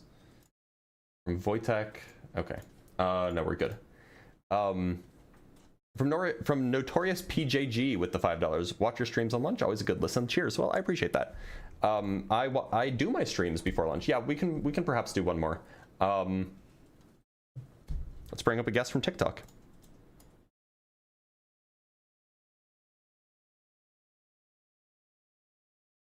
Sorry, let's talk to Ruby Random.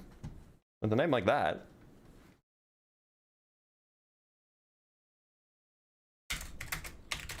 Ruby Random, how's it going? Hey, how's it going? Do you hear me? Yeah, I can hear you. Ruby, do you believe in a god? Yes, but I'm a scientific theist. You're a scientific theist. Okay, so why should I believe in the god that you believe in? The god I believe is based on the magnetosphere of the Earth. Sorry, the god that you believe in is based on the magnetosphere of the Earth? Correct. What do you mean by God, then? Not an interacting entity, but more like an encompassing field. Okay, then it just seems like that this would be a semantics debate rather than a substantive debate, because I think that there are interacting fields, but I don't think that I would call them gods. So I'm gonna let you go because we just don't have enough time. I don't have enough time to fight through that. Let's talk to Limited Thoughts.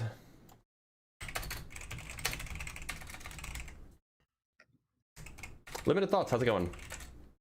I'm good. How are you, bro? I'm doing all right. Have we spoken before fairly recently? Because for some reason I remember your name. Oh, no, I was just commenting. Okay, cool. So, do you believe in a god, Limited Thoughts?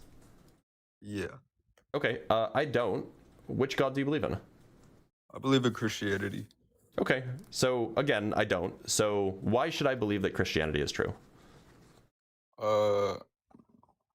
Well, where do you believe your morality comes from?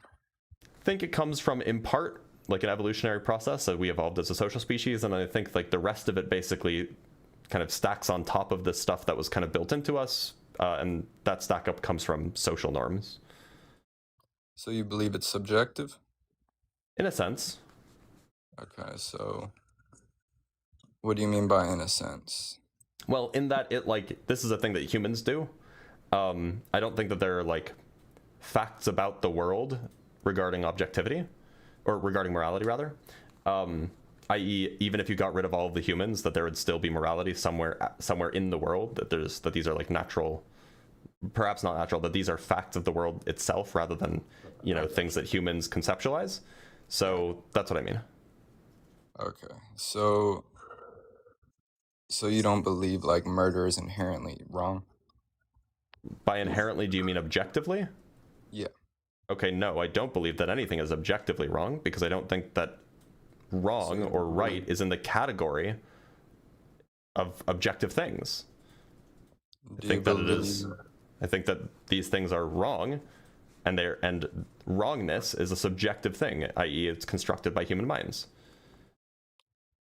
Do you believe if a God did exist that he could prevent evidence of him for being in existence and only use the faith aspect to get to know him personally? He could. If this God also sent people to hell for not believing in him, then he would not be a good God, but yeah, in principle. Do you want to talk about Adam and Eve and objective, like evil and good? Well, again, I don't think that good and evil are objective things, but sure, we can talk about Adam and Eve. Do you believe... Okay, so then that like kind of defeats your whole argument. That God... I don't think it does. Yeah, because you said they're not objective, so then there is no saying that what God did is bad, because that's... Sure there is. You can say it subjectively. Yeah, no, but you said it's like an objective thing. I didn't say it's an objective thing. Well, okay, but that's your subjective opinion on Adam and Eve. Just because something's subjective doesn't make it an opinion.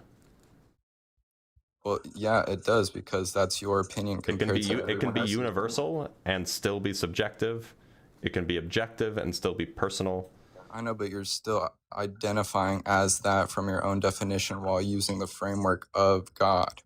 You know, so the argument, the analogy that I offered can be both framed as an internal critique.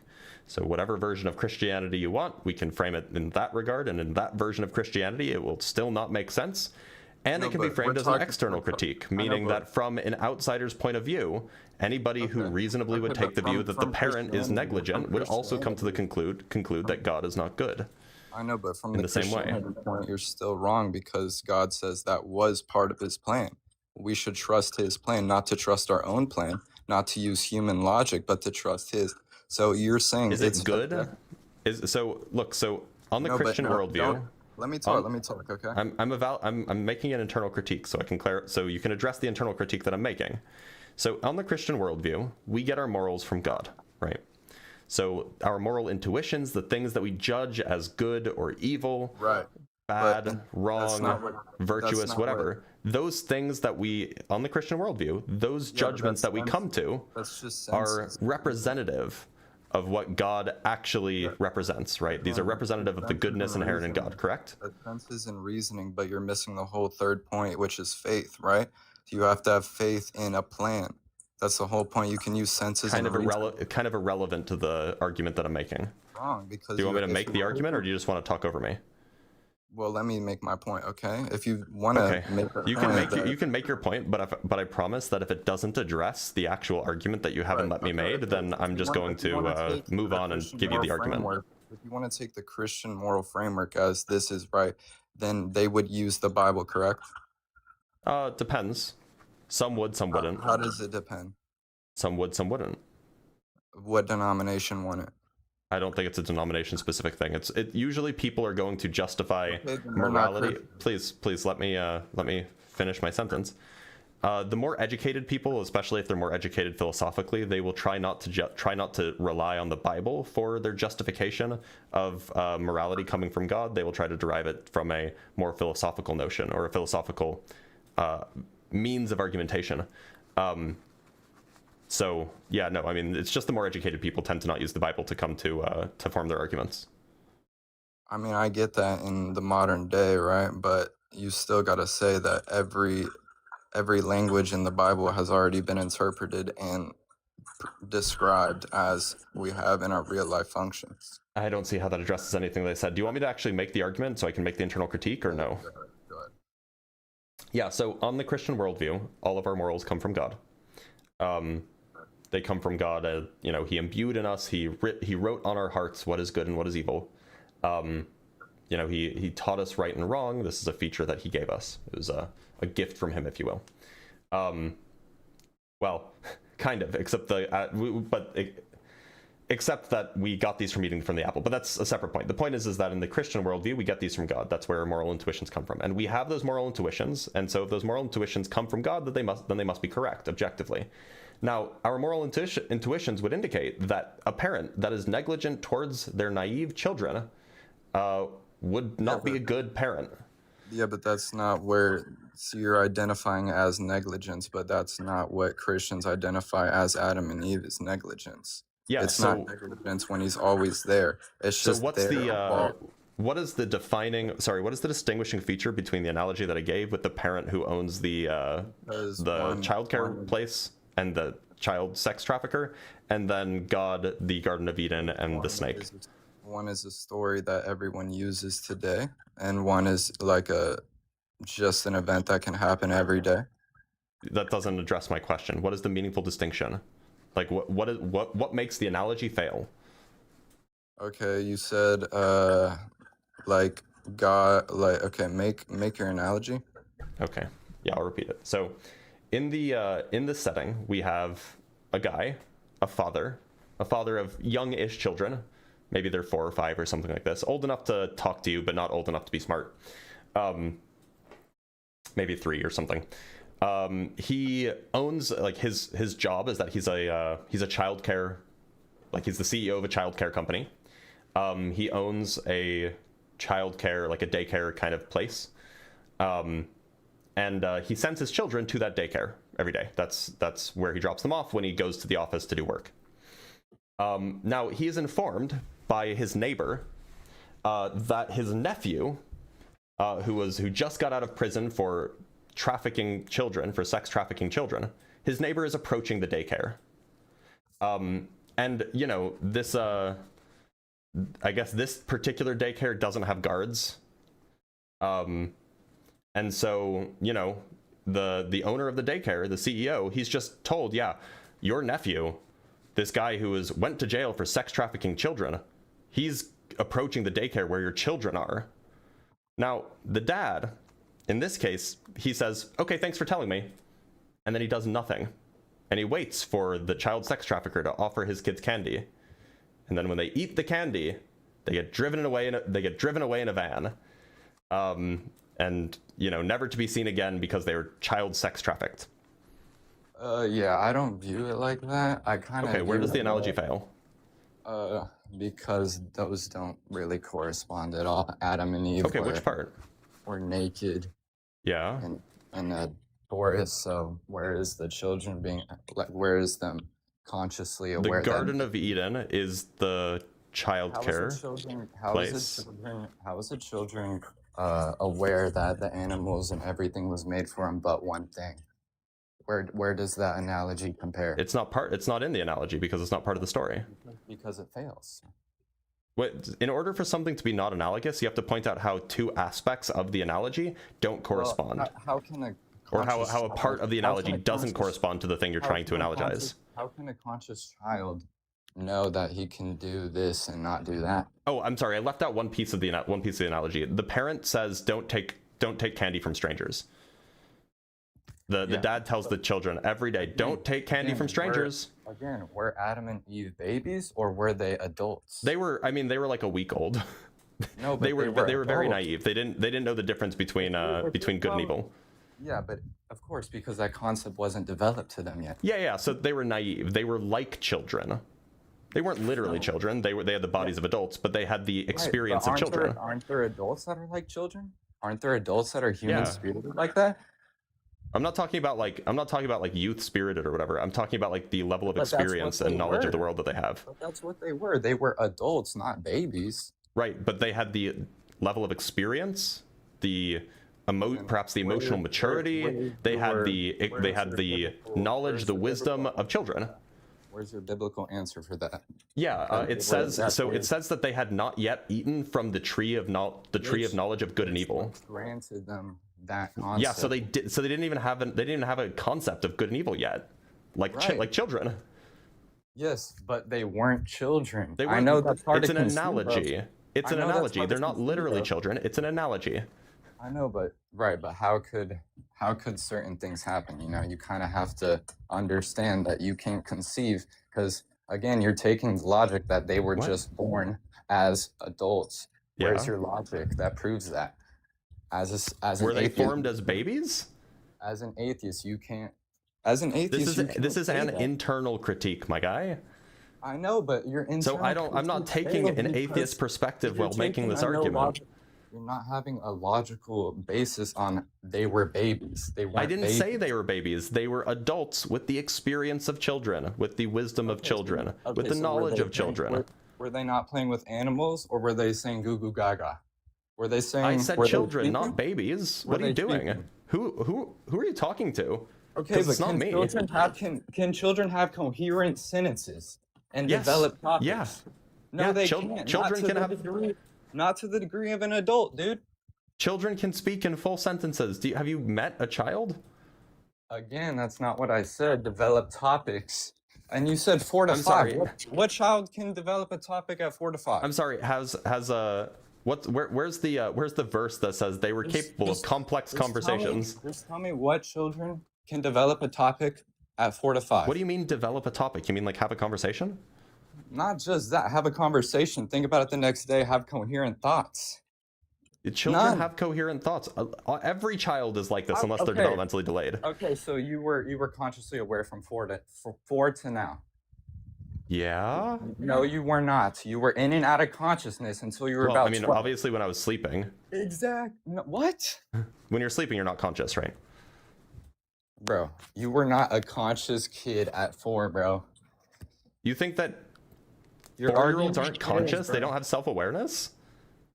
Okay, so you were fully as you are now at 4. No, obviously, I'm more wise. I'm more intelligent. I have more memories. I have more experiences. I'm more mature. You remember every single day. You remember every single day. No, obviously not. Why? Where were because our memory is not perfect. What are you talking about? Okay, well, we forget things if we don't think about them on the regular. What does that have to do with anything? That's irrelevant. Complexity of mind. Also, what's the verse? What's the verse that says I have perfect memory? Okay, but we're using your basis. Where's the verse that says they don't? I'm just assuming that they have they have memories of humans. They're humans, right? Do any humans have perfect memory? No, but where's the verse that says they have childlike memory? I never said that they have childlike memory. You wanted to make the claim that I said that, but I never did. Childlike consciousness. I didn't say they have childlike consciousness. Yes, I said that they are like a child. They were like 4 to 5-year-olds. Okay, yeah, that's they are in their wisdom, in their knowledge, in their emotional maturity, in their experience. Not the same thing as it's not the same thing. No. Okay. Then words are hard. I understand.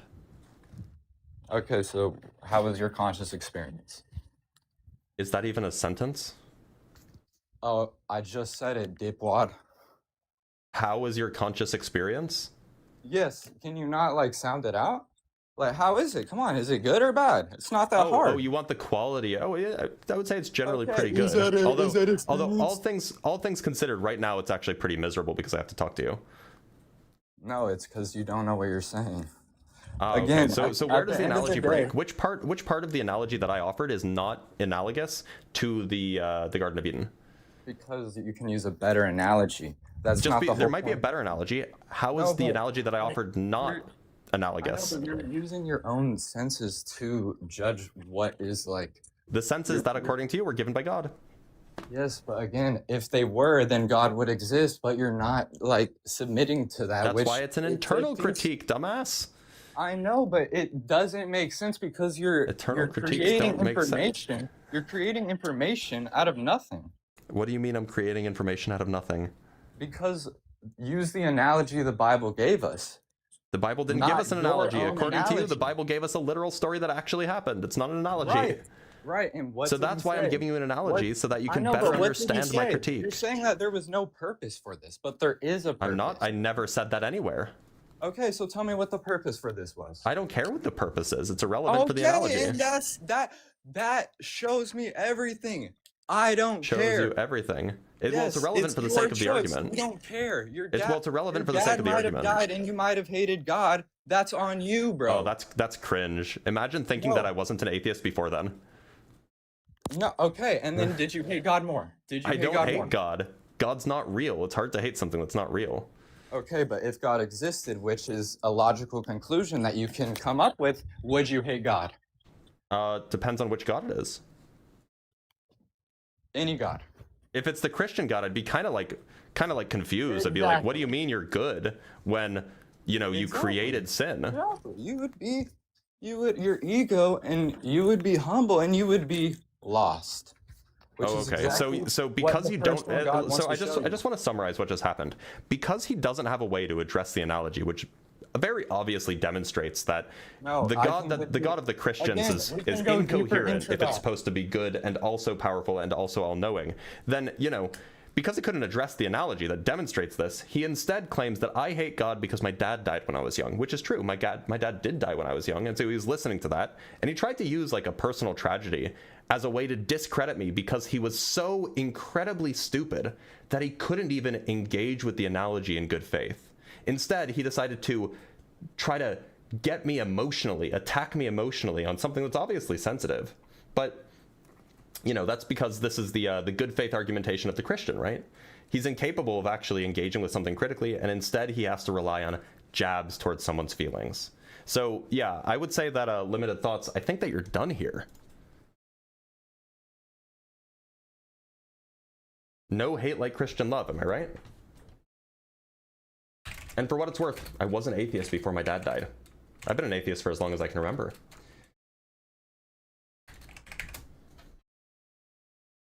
Anyway, let's read some super chats, shall we? We have $2 from Super Pizza. Theists can't understand analogies. No way. Yeah, analogies, hypotheticals, they're really hard for them generally.